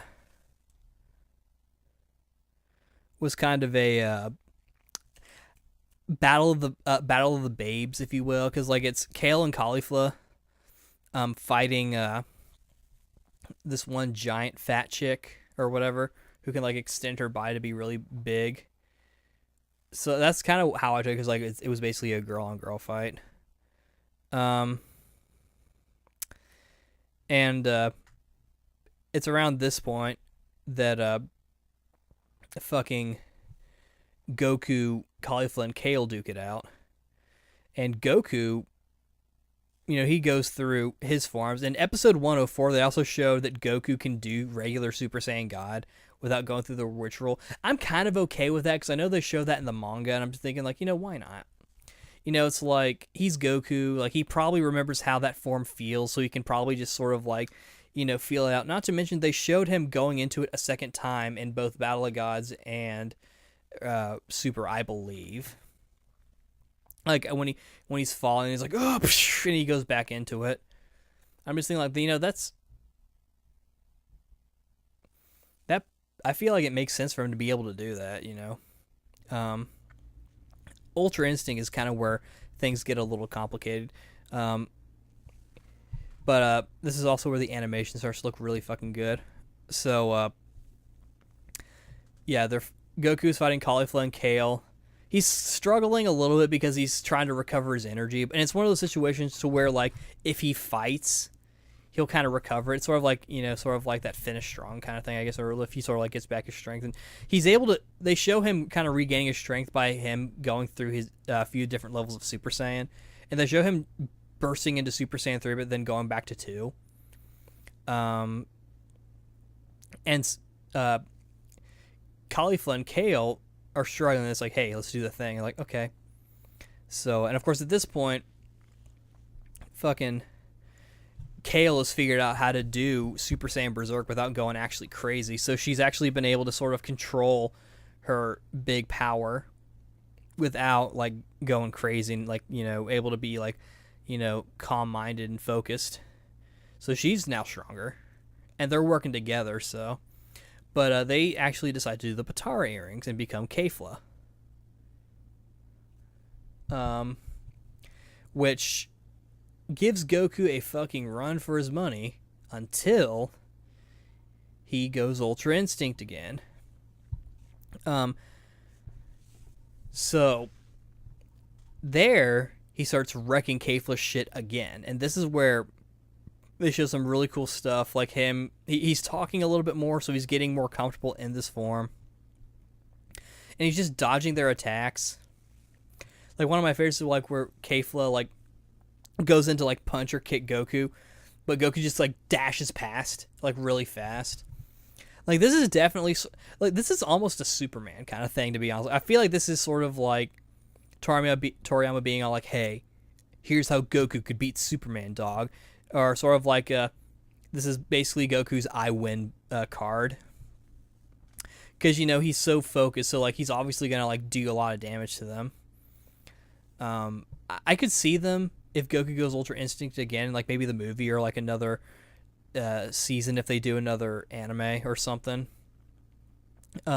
See them give the perfected Ultra Instinct, because spoiler alert, Goku perfects it, a run for its money. But at the same time, I feel like if they were to do that, that would kind of mess up what Ultra Instinct is, in my opinion. They kind of alternate between it being a philosophy and or not really alternate, but it starts off sort of like a state of mind, but then it kind of ultimately becomes a form, because like I said, Goku's able to like master it, quote unquote. Of course, that being said, like state of mind and forms are kind of synonyms in a way when you think about it. But I think sort of my idea of how you go Ultra Instinct is that Goku has to be deprived of energy, and then like he has to sort of like reach some sort of like part of his mind, because they show him you can tell he's trying to go into Ultra Instinct. You can tell he's trying to reach that form. So he's able to do it again. He does this really cool fucking thing where he charges a Kamehameha, because he's sort of figured out that like, one, he doesn't have a lot of time to be in this form, but also because he's not used to it, his attacks aren't doing too much damage. They're doing enough to cause damage a little, but he needs to do something that is gonna really hit. So he charges a Kamehameha while Kefla is shooting all her energy attacks. And one thing that's really cool is that Goku fucking uses the charging Kamehameha to glide over Kefla's energy blast and get a buffer, and then shoot the Kamehameha at her. I'm like, whoa, that's fucking tight. And they even play the Ultimate Battle song, you know, and the vocal version of it too, so that's fucking awesome. And that's actually really badass.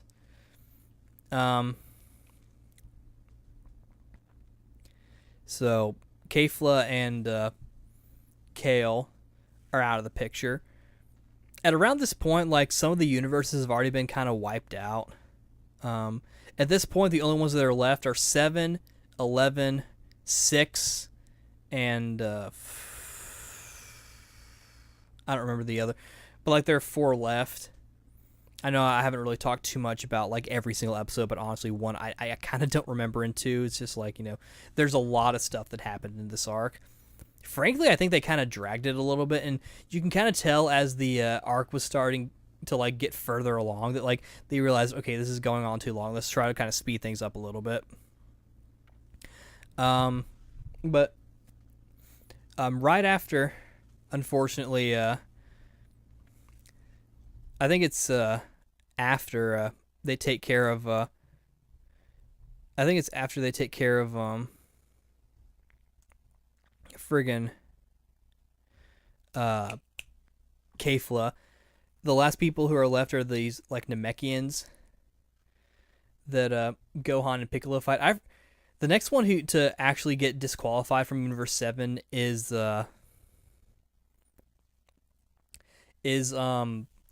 Piccolo. I don't remember specifically how he gets knocked out, but he does get knocked out. I'm kind of okay with him sticking around for this long. I feel like, it makes sense, I guess. It didn't really. I knew he was going to get knocked out. I just wanted them to kind of do him right from the Universe 6 tournament arc. That was something that kind of bothered me a little bit. That like he didn't really get like a truly fair fight. Whereas here, I felt like they did him a little better. Still kind of wish he was more on the front lines, but what can you do? And their next big opponent is a fusion of the remaining fighters on this one universe, whereas like this guy called Dr. Pepperoni or Dr. Paparoni or something, and a few other robots where they become Ani Laza, which is like this weird like fucking monster thing, which that was actually kind of cool. I remember I saw the Dragon Ball Heroes opening that showed this off, and I'm like, oh, that's kind of interesting. What if I'm thinking like, what if it's like a giant common enemy or like I was wondering like if they were gonna do a thing where the Tournament of Power gets interrupted and that's sort of how the arc ends or something. But it basically takes all the good guys to defeat Ani Laza. So then basically all that's left is the remaining members of Universe 11. That's the Pride Troopers, and it's just 3 of them too. It's Topo, Jiren, and Dispo.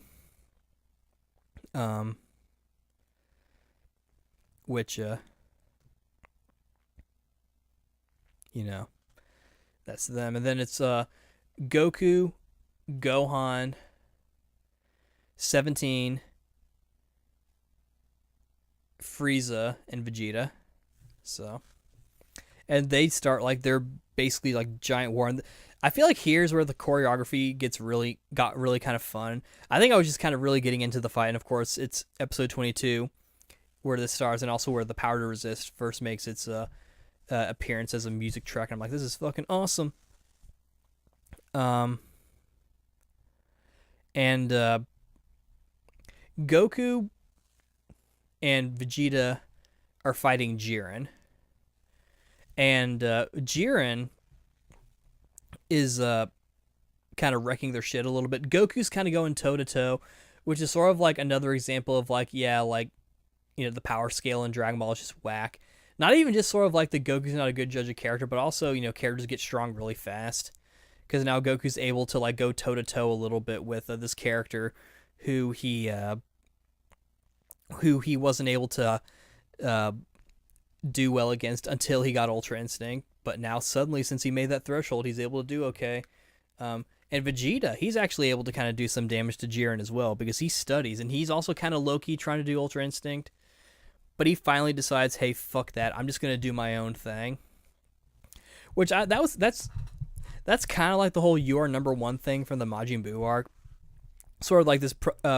Here it's kind of interesting and a bit more cool, because like it's not only Vegeta acknowledging that Goku's just on a completely different level, but it's also Vegeta saying, hey, I don't have to match him, I can do my own thing. And he does this really fucking cool thing where he gets all a little buff and his hair gets all bluer, and he gets all sparkly, and he gets pupils. I've heard some people call it Super Saiyan Blue 2. I've heard some people call it Royal Blue, which is pretty cool. I think what it actually is Super Vegeta Blue, because it does kind of look like Super Vegeta. What I like to call it is True Blue Vegeta, because it's sort of like I feel like what this is like he's completely mastered Super Saiyan Blue. Like he is like reached its like full potential. And so he and Goku team up and are beating the shit out of Jiren, kind of, not really.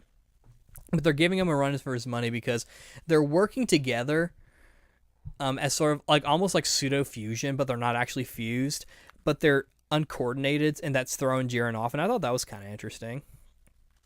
Anywho, next up in this is the next real big fight is Dispo versus Frieza and Gohan, which they defeat Dispo. Gohan gets eliminated, I believe, and I think it's sort of like they both knock each other out, kind of thing. Frieza is remained, and he does this thing where like he does this fucking thing where he fucking tricks Dispo into thinking like, oh, I'm running out of energy, and because he uses like this like beam of these like beams to like encase both Gohan and Dispo together, because they figured out that Dispo is just really fast, even when, and like especially when he's powered up. So like they need a way to sort of keep him in one place, and that's Gohan's strategy. And of course Frieza has to be all like, "Ooh, what if I betray you?" And then Gohan's like, "Well, I'll fuck you up then." Like that's kind of their response. Throughout this arc, they've shown Frieza being really brutal. Like this one guy actually like jumps off, just because like, oh shit, I'm scared. Like, cause Frieza's like just basically shooting his wings and torturing him. I was like, I don't want to be on this planet anymore, Daddy. So he basically disqualifies himself. Frieza also betrays Gohan to trick Frost into thinking that they've teamed up, and then Frieza knocks out Frost. So like, they do a lot of like what do you call it, like trickery, I guess, and like stealth stuff. And sort of like backstabbery, if you will. And like even like Frost is like about to like shoot Frieza, but like he gets eliminated. He gets like evaporated. He gets like erased. Like before Universe 6 gets erased, because they do get erased. And it is kind of sad when each of the universes get erased. And like when Universe 6 gets erased, Champa and Beerus have like one final like goodbye. Fucking Champa does like the pulling down eyelid, tongue out thing. Of course, Beerus is looking with him, and he's like, "Say something." Which I know that's kind of tough. The universe with Ribrianne, they kind of handled it well. It's like, okay, guys, we're done. Thanks for watching our show. Well, and the sad thing is they were broadcasting the Tournament of Power on their planet. So everyone on that planet knew that, like, yeah, if they lose, the entire universe is destroyed. It isn't like with the Universe 7 where only, or like the other universes, frankly, where like only the fighters knew and like everyone else was sort of in the dark, as far as I know. For all I know, they could have like told their families, or like maybe told everyone else on their planet. I mean, obviously with 7, like Bulma knew. I don't know who else knew, but a few other people knew. Probably. But no, like Ribrianne's universe, they were broadcasting it, so like I felt kind of bad for them in particular, and they handled it well, but thanks. And so then at this point, everyone kind of like jumps in to try to defeat Toppo, while Goku and Vegeta are fighting a Jiren. And at this point, Toppo's just all like, "Fuck this. I'm gonna fucking Hakai myself up and become the new god of destruction, bitches." And so he becomes uber powerful. He friggin' gives Frieza a run for his money. And Frieza is able to withstand the Hakai energy somehow. And he kept saying, "I'm not scared of this. I'm not scared of this." And it's kind of funny because that's definitely the thing Frieza would say. And he's basically saying, "Yes, I am scared of this." But it's like he was kind of saying it for himself. It'd be interesting to see how the dub handles it. Another thing I'm kind of wondering about, because like Kale does the whole Kakarot thing, but she's like, "Son Goku!" She does that. Of course, now we've seen, at this point in the dub, we've seen how Zamasu, James Marsters, if you will, because he's the, English dub of Zamasu. We know how he does the whole "Son Goku!" And here he's like, "Goku!" We're like, I've noticed they've been referring, a few people have referred to Goku in the dub as Saiyan Goku, or the Saiyan Goku. I feel like that's definitely them trying to compensate for the whole Son Goku thing. And I'm just all like, at this point, people, like, I think most people who were watching Super probably watched it subbed. And so I feel like, at this point, most fans know that Goku's full name is Son Goku. Like, I feel like at this point, it's okay to call him Son Goku. And it's not like that wasn't done in Kai. And two, in Burst Limit, back in the day, Goku referred to himself as Son Goku. And also, it's in Fighters as well. So that's 3 times they've used Son Goku. And I'm just like, it's okay. They can use Son Goku. Like, it's not that big a fucking deal. But, yeah, so, then Vegeta has to step in to fight, the God of Destruction, Toppo. And of course, Vegeta wins. He is able to, like, surpass the God, Kai energy.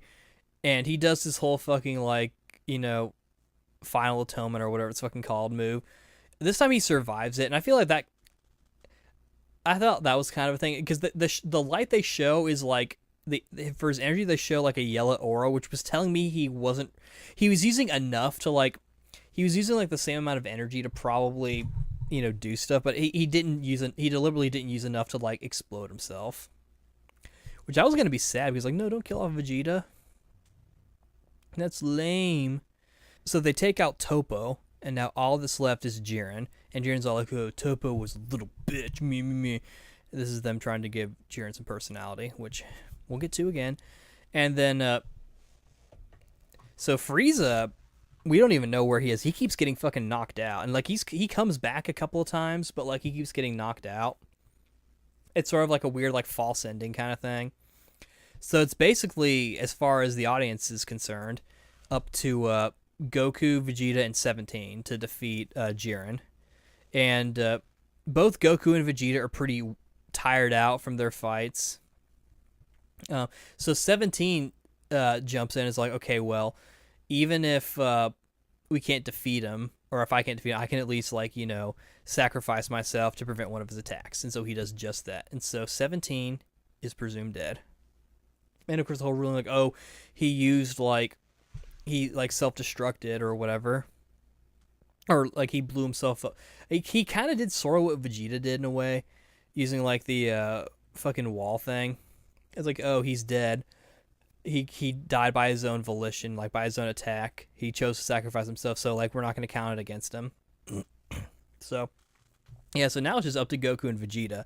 And now Vegeta is trying to, like, buy time for Goku to give him to rest, and Jiren is just wailing on him.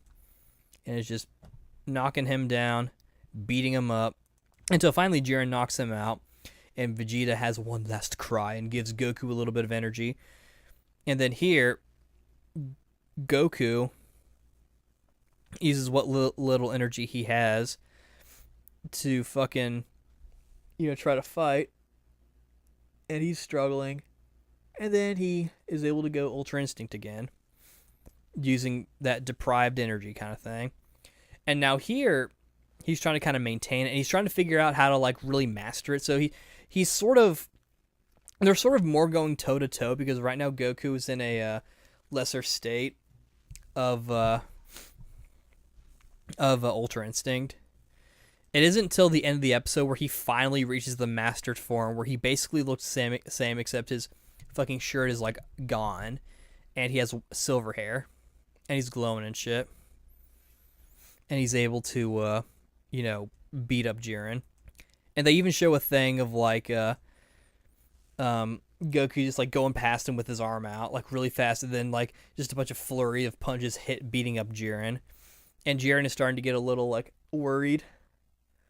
And they're, Goku's just beating him up.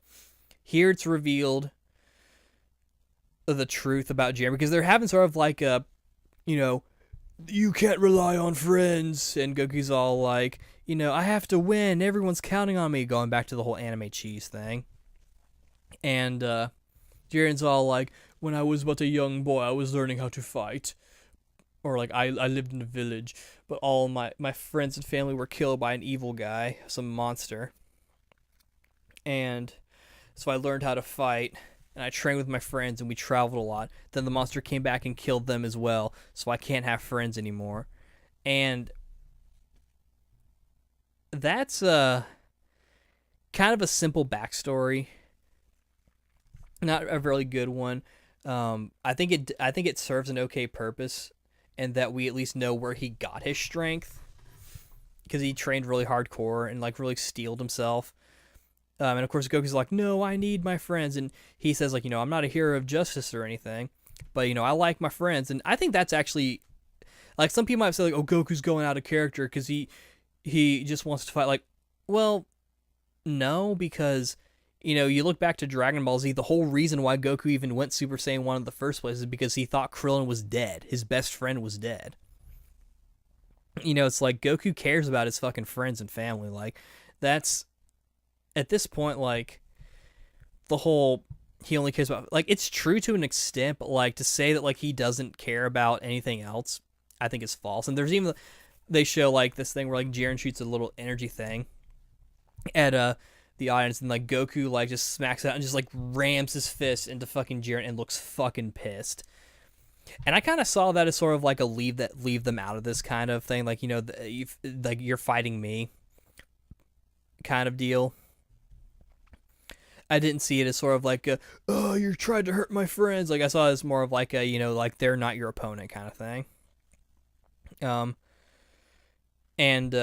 Jiren powers up. His shirt gets like busted as it does. Man, my throat is just dying. But I shall persist because we're almost done. And so Goku is still wailing on fucking Jiren. He's about to deliver the final blow, but suddenly Goku's entire body just starts like cramping, like hardcore. The Ultra Instinct is sort of overworked him, and he's like really tired. They even show like the dark sort of like electric like lightning and stuff, like to kind of symbolize like like paralyzing and whatnot. Like Ultra Instinct kind of like overworked him. You could maybe argue that he probably forced himself to like learn how to do it too quickly, as opposed to trying to like figure out, like, because like when during the Cell Saga, like part of his train to go beyond Super Saiyan was to sort of naturalize Super Saiyan. He probably should have done the same thing with Ultra Instinct, and I don't know, maybe that's what he might be doing in his spare time while waiting for this new movie. I don't know. And so Jiren is able to start to knock Goku off, but he gets saved by an energy blast. It turns out that Frieza's still alive, and 17 is also still alive. I was not expecting that at all, because honestly, like, I think this is where actually spoilers kind of benefit me, because I had been looking up spoilers because like I'm a fucking nut. Like, I'm just happy to know like what happens next in Dragon Ball. Like, I'm always about the journey. The destination, I didn't want to know everything. Like, I would avoid like the big spoilers, because like usually I would like find like YouTubers or whatever, or like look up translations of like the V Jump or whatever articles, or the TV guys. I wouldn't go too far into it, but I just saw this one where like basically they say like, oh, when all hope is lost, like Frieza shoots an energy blast, and I'm like, oh, so are they gonna do a thing where he shoots Jiren from behind and like kills him? Like, are they gonna go that route? But no, that energy was actually a shot to protect Goku, and here Frieza is actually getting kind of like he's more focused, and I thought this was pretty interesting. Like, I was actually really happy with this new thing, this new attitude. I don't think it's really a new personality or anything. Like, I know some people were thinking like, oh, Frieza's gonna turn good. He obviously isn't turning good, but like he's more focused, because he knows that like, okay, we gotta fucking focus on this shit. And 17, I was really happy to see him alive. I'm like, really? You're going to kill him off even though he hasn't even been here for like an entire arc? Like, he hasn't been here for like the past fucking, let's see, Majin Buu, Beerus, Resurrection F, Tournament 6, Goku. Like, he hasn't been here for the past 5 arcs. And you're going to fucking kill him off in the one chance he gets. Hopefully he'll come back in the movie or some other animation or whatever. But yeah, I was glad to have him back. And then the three of them also being Goku, because Goku was saved, they start to kind of try to work together to try to defeat him. And because at this point, like, Jiren is kind of weak enough for Goku and Frieza to kind of try without being, it's kind of like sort of like a fight of desperation because Goku is too weak. Frieza gets knocked out of fucking golden form and he has to be in a regular form. And he even attempts to, like, do what Tien did and, like, kind of grab him and, like, push him down, but and, like, take the, like, sacrifice himself to disqualify Jiren while also disqualifying himself. And that's rather noble of him. And then fucking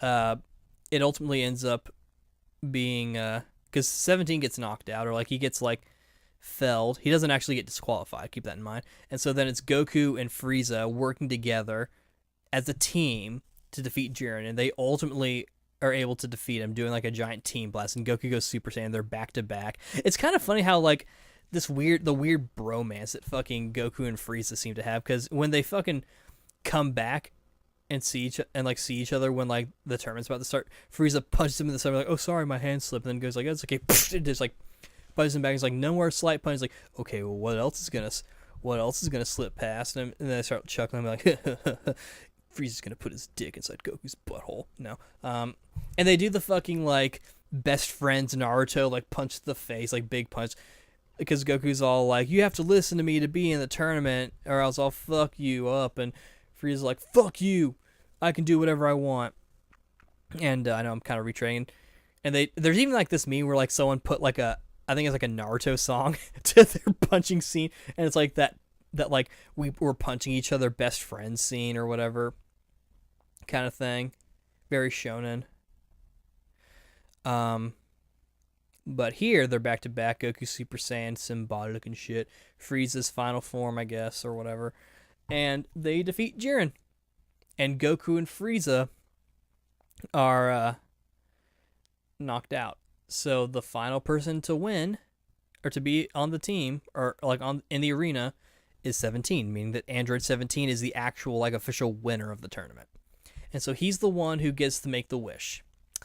Now, everyone kind of had their own motivations for taking part in the tournament, from Universe 7, rather. Android 17 wanted to take his family on a cruise. And so you would think, like, okay, he's probably going to make that wish to do that. Like, can you give me like a big cruise line to take my family? No, he chooses instead to revive all of the universes that were erased. Which honestly, I think we all kind of knew that was probably going to happen. Like, I don't think they were going to let all the universes be erased. You can't really, introduce all these characters and then erase them at the end. You know, it's like this isn't Saint Seiya: The Lost Canvas. Although Saint Seiya is kind of a different rule set, but yeah, so it'd be kind of crummy to like lose all these characters. So they bring them all back, and I thought that was really cool. And of course, and then later it's revealed that fucking Zeno's like, and then Grumpy's like, this was actually kind of a test. Like, if you guys, if someone else had won, or like if they wished for something else, we would have just killed you all. So it was like some like weird like test. Like, he was already planning to kind of bring all the universes back, which I think, it kind of makes sense. And plus, like, the kind of tease sort of Vegeta and Kaba hanging out, because Vegeta wants to see Planet Sadala or whatever it's fucking called. And I think a lot of people were saying like, oh, that's going to be the next arc of Super if they do. And like, I don't think that's necessarily a hint. I think that's more just like we promised to hang out in your world, dog. So I think that's kind of what that was. I don't think it's necessarily a hint of a new arc, although I do think that whatever next big arc of Dragon Ball we get into is going to be very Saiyan themed, based on what we've seen, especially considering that one guy that's apparently going to be in fucking Heroes. And so, yeah, they bring all the universes back. Due to his good behavior, Beerus revives fucking Frieza. So Frieza gets revived anyway. And I'm like, fucking really? Is he really going to become the fucking Skeletor of Dragon Ball? Like, he's going to be like, I'll get you, gadgets. Ho, ho, ho. Are we really getting to that point with Frieza? Is Frieza really that cool, guys? Do y'all really like Frieza that much? Like, I kind of like Frieza too. I kind of like Cooler better, even though personality-wise, Cooler's a bit of a bitch, especially if you go into the Japanese version. But I don't think Frieza's like just the coolest thing Dragon Ball's ever had. Like, I feel like he's a little overrated, to be perfectly honest, and I hate to be that guy, but I think Frieza's a little overrated. And now he's kind of become the fucking skeleton. They even show him with his fucking army being all like, I've got an army now.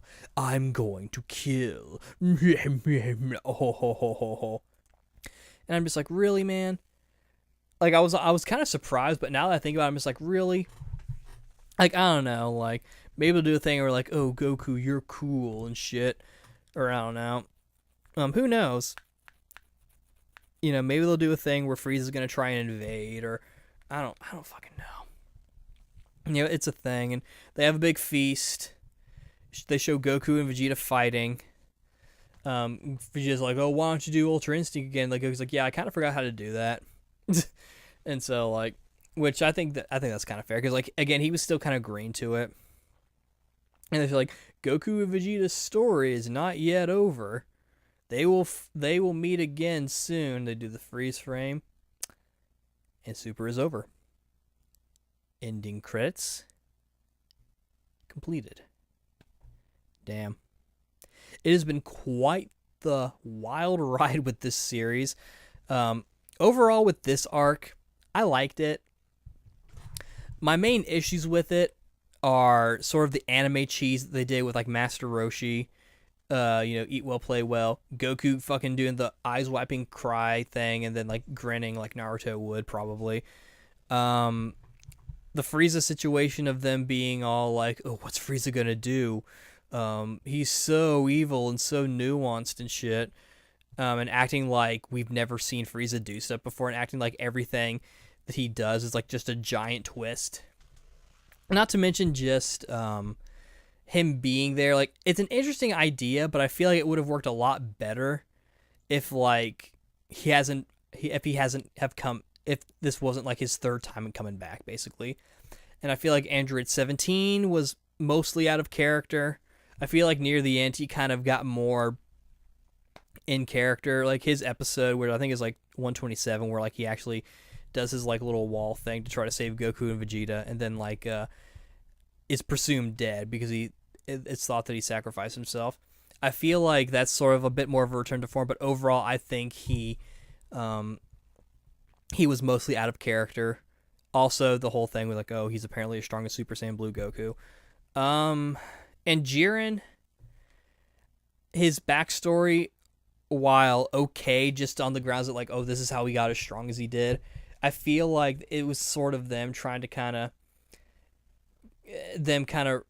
it was a little cheesy, along with the whole, like, I must win because my friends are counting on me. No, your friends suck. Friends are dumb. We don't need friends. Anime cheese bullshit. Though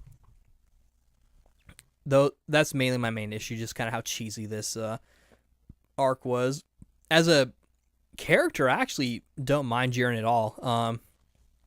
Which brings me to the most clickbaity statement I'm ever going to make. Jiren is not a character. He's a tool.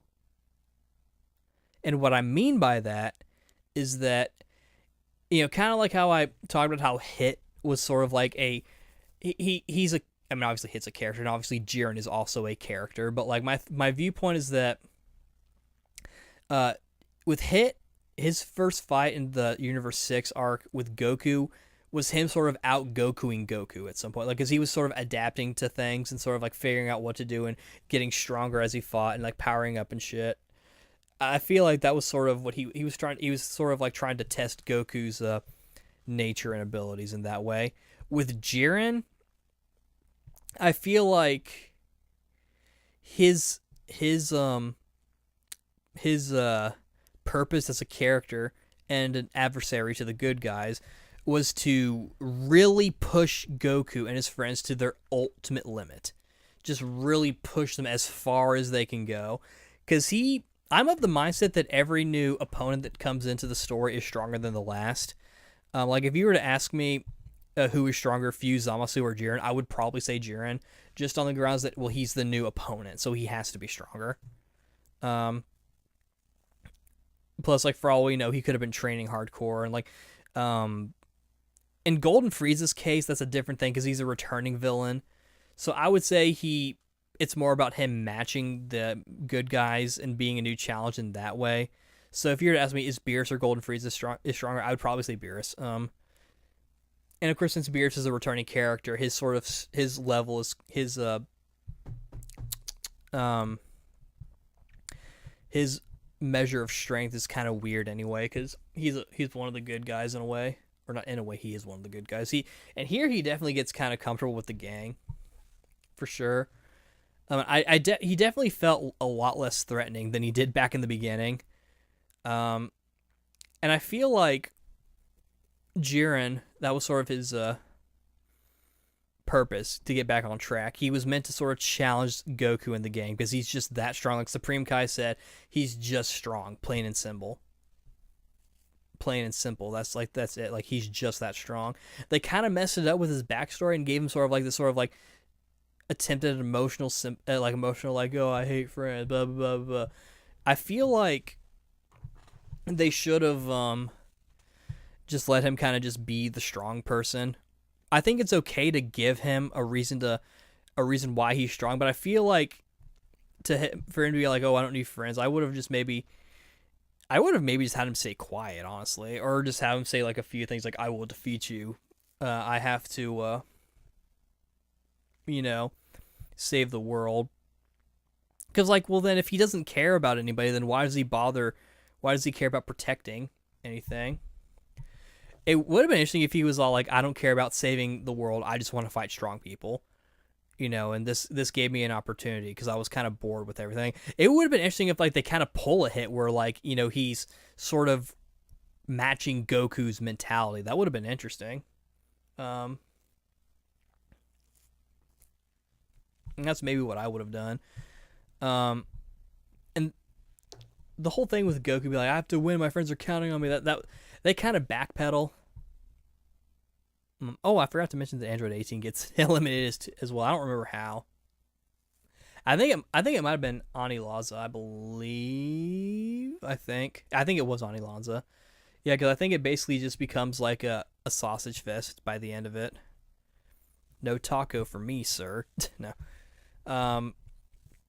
But I feel like in regards to Goku's sudden, like, oh, I have to win, my friends are counting on me kind of thing. Well, he's sort of like, well, wait a minute, you're the one who wanted to do this in the first place. Maybe one way they could have fixed it, I think, would have involved some alteration of the Goku Black Arc as well to involve Beerus and maybe do a thing where, like, he Hakai's Fuse Zamasu and he comes in and then fucking everyone, all the other gods, like, oh, you interfered with directly with with like the future and shit, alternate future or not, like, you're gonna be under trial now, and then maybe like or like you're gonna get executed or something or whatever, and then like the tournament kind of becomes like a way to save Beerus, because then I don't know, or like your entire universe is gonna get erased, or something like that. If they wanted to go the route of like, I have to win to save my friends, instead of just, they probably should have just cut that and be like, I won't lose to you. Like, I don't know. They probably need to rewriting it would have probably done the trick and just changing the line.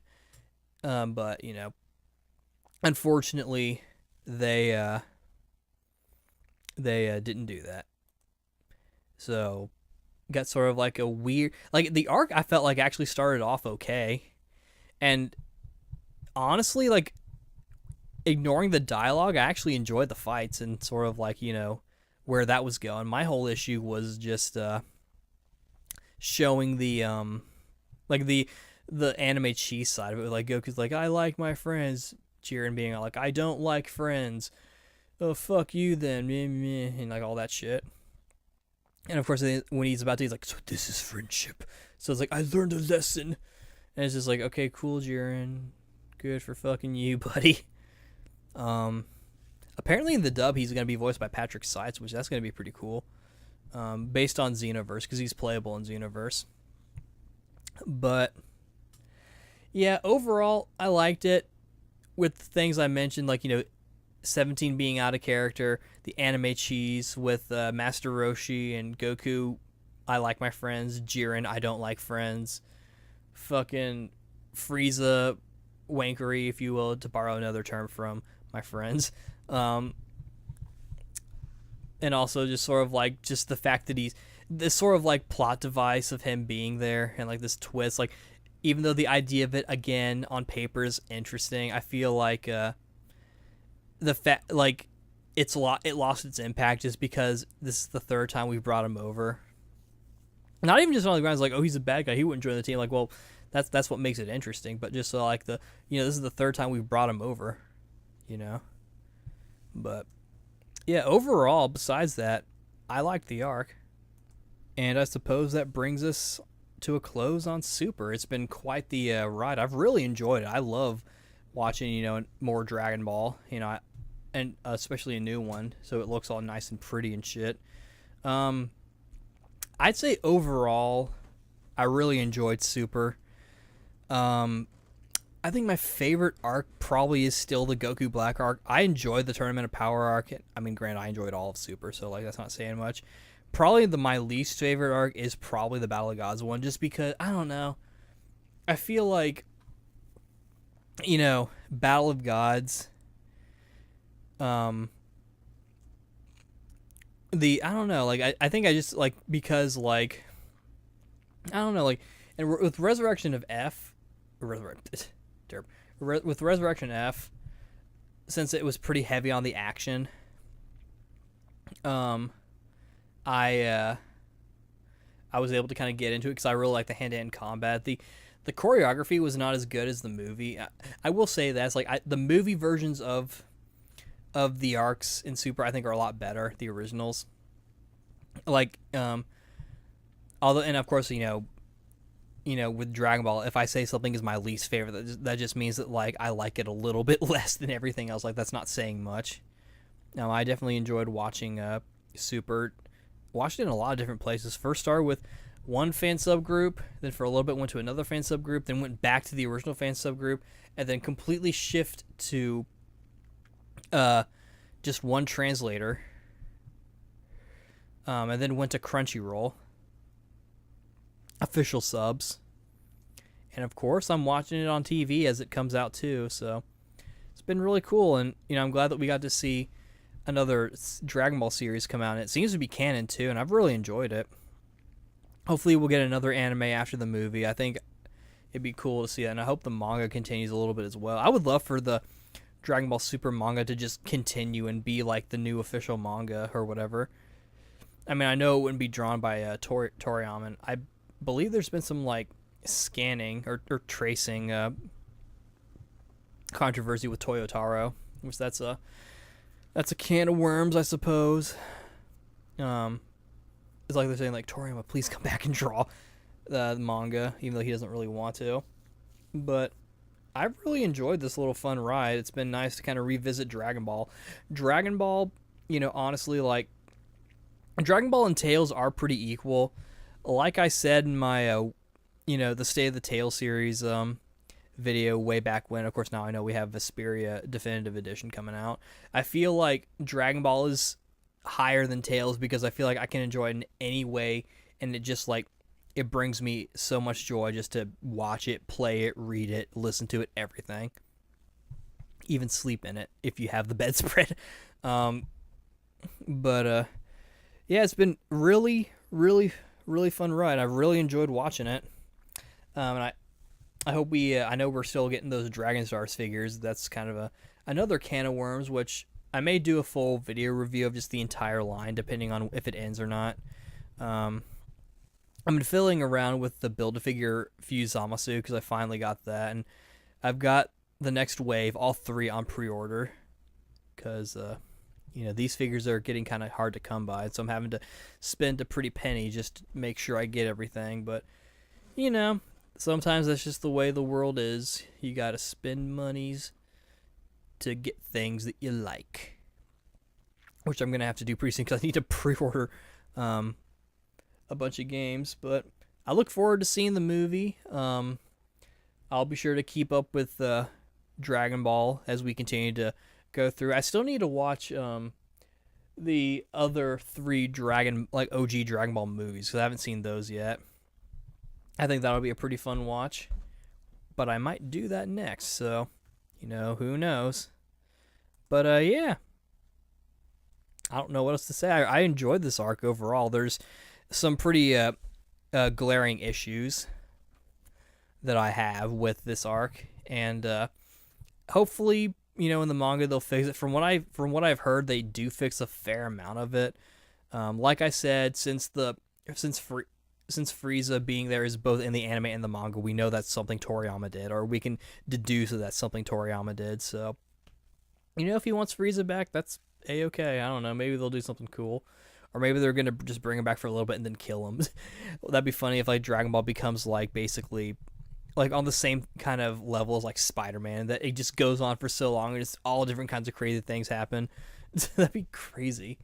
Frieza goes into the past and has sex with Chi-Chi and kills Goku, and Gohan is a half human, half Frieza person. But yeah, it's like 8 in the morning now. I've been talking for fucking ever. So, I think I'm just gonna end it here. Again, overall, I enjoyed it. Just to quickly recap, I enjoyed this arc. My issues are that 17, I feel like, was mostly out of character. There were some cheesy moments in the story, particularly the Master Roshi live well, play well thing, and Goku crying and doing the grinning Naruto thing about it after Master Roshi survives. The whole Goku, I like my friends, they're all counting on me, I have to win. Jiren being all, I hate friends, strength is all you need. This is friendship near the end. Bullshit. Some and just minor stuff. I think Trunks not being there, I think, really is a missed opportunity. I also really think they should have I think probably the best way to do it would be to up the amount to like maybe 12 or 13 instead of 10. Or like maybe 14 or something, just so that you could have like more characters. Because honestly, ideally, my ideal big battle royale like that is to have all the characters. They don't have to have Chaozu. I mean, they could. I just think it would be a lot cooler to have everybody. Yamcha, fucking, Jocko, I think would be pretty good. Frieza can stay there. Future Trunks, I'd love to see him. Goten and Trunks, I guess. I mean, I'm not too particular about them. Like, if this was like back in the old days, when I thought Gotenks was like my favorite, or when Gotenks was my favorite for a while, I would say hell yeah, bring Gotenks in, because that's probably what they would do. Only problem is, since it's like only 30 minutes, that's sort of a thing to keep in mind. And I don't remember if they ever established Super Saiyan 3 bringing it down to 15, kind of like how in GT they had Super Saiyan 4 bring it down to 15. I don't know if they ever did that. If they did, then I don't know. But, Although, before I forget, one thing I think would be kind of interesting to see, and I feel like they may be leading to this a little bit, is seeing another tournament with maybe the universes that didn't participate. Like, I think Universe 1 didn't participate, if I'm not mistaken. And the way I would do it would be do it to where it's a battle royale between teams of the Universe 7 and the other universes that did really well in the Tournament of Power.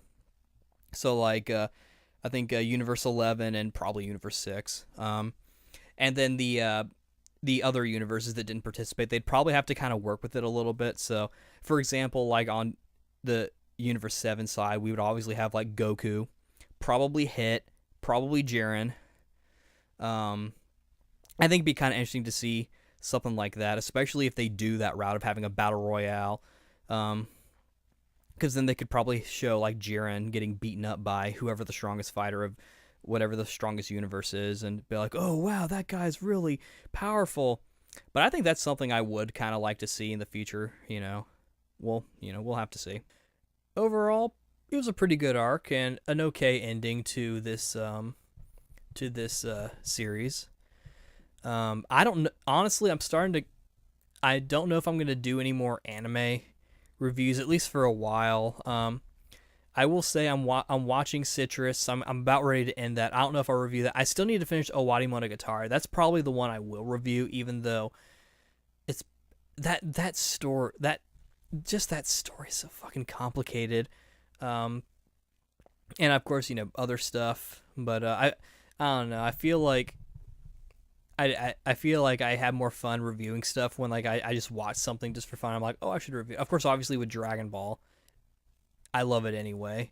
I'm gonna have a good time anyway, talking about it, thinking about it, discussing it, debating it, arguing about it. Well, maybe not arguing, but so be nice to me in the comments if you are gonna be all like me, and be like fuck you. I probably won't say fuck you unless you say, hey, say fuck you to me, and I'll be like, okay. But yeah. So I love Dragon Ball, so I can talk about it for days on end. But I don't want to go on too long. It's been what, 2 hours, going on 2 hours 24 minutes. Just kind of reached that threshold with like the 16 seconds, 17 seconds. It's a pretty good amount. I think I've stalled long enough. But yeah, overall, pretty okay arc.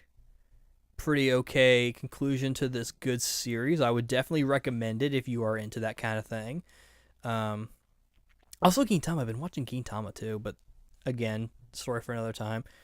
I don't know. Maybe I'll bring back a vlog series or something, or make a new one. But yeah, that's pretty much it.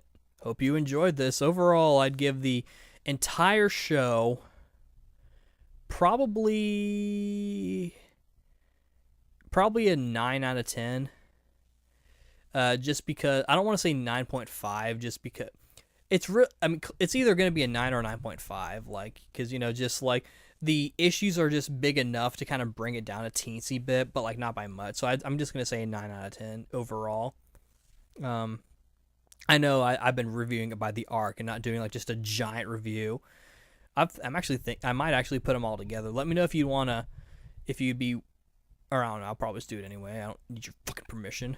But if you think you're like, oh, I think it'd be kind of cool to have like just a giant podcast of you just talking about your favorite fucking cartoon, or like the latest version of your favorite cartoon. But yeah, thank you all for watching and listening and stuff. And yeah, this is Flamzeron, aka Tasuke, signing out. See you in the next Dragon Ball related thing, whatever that is. Bye-bye.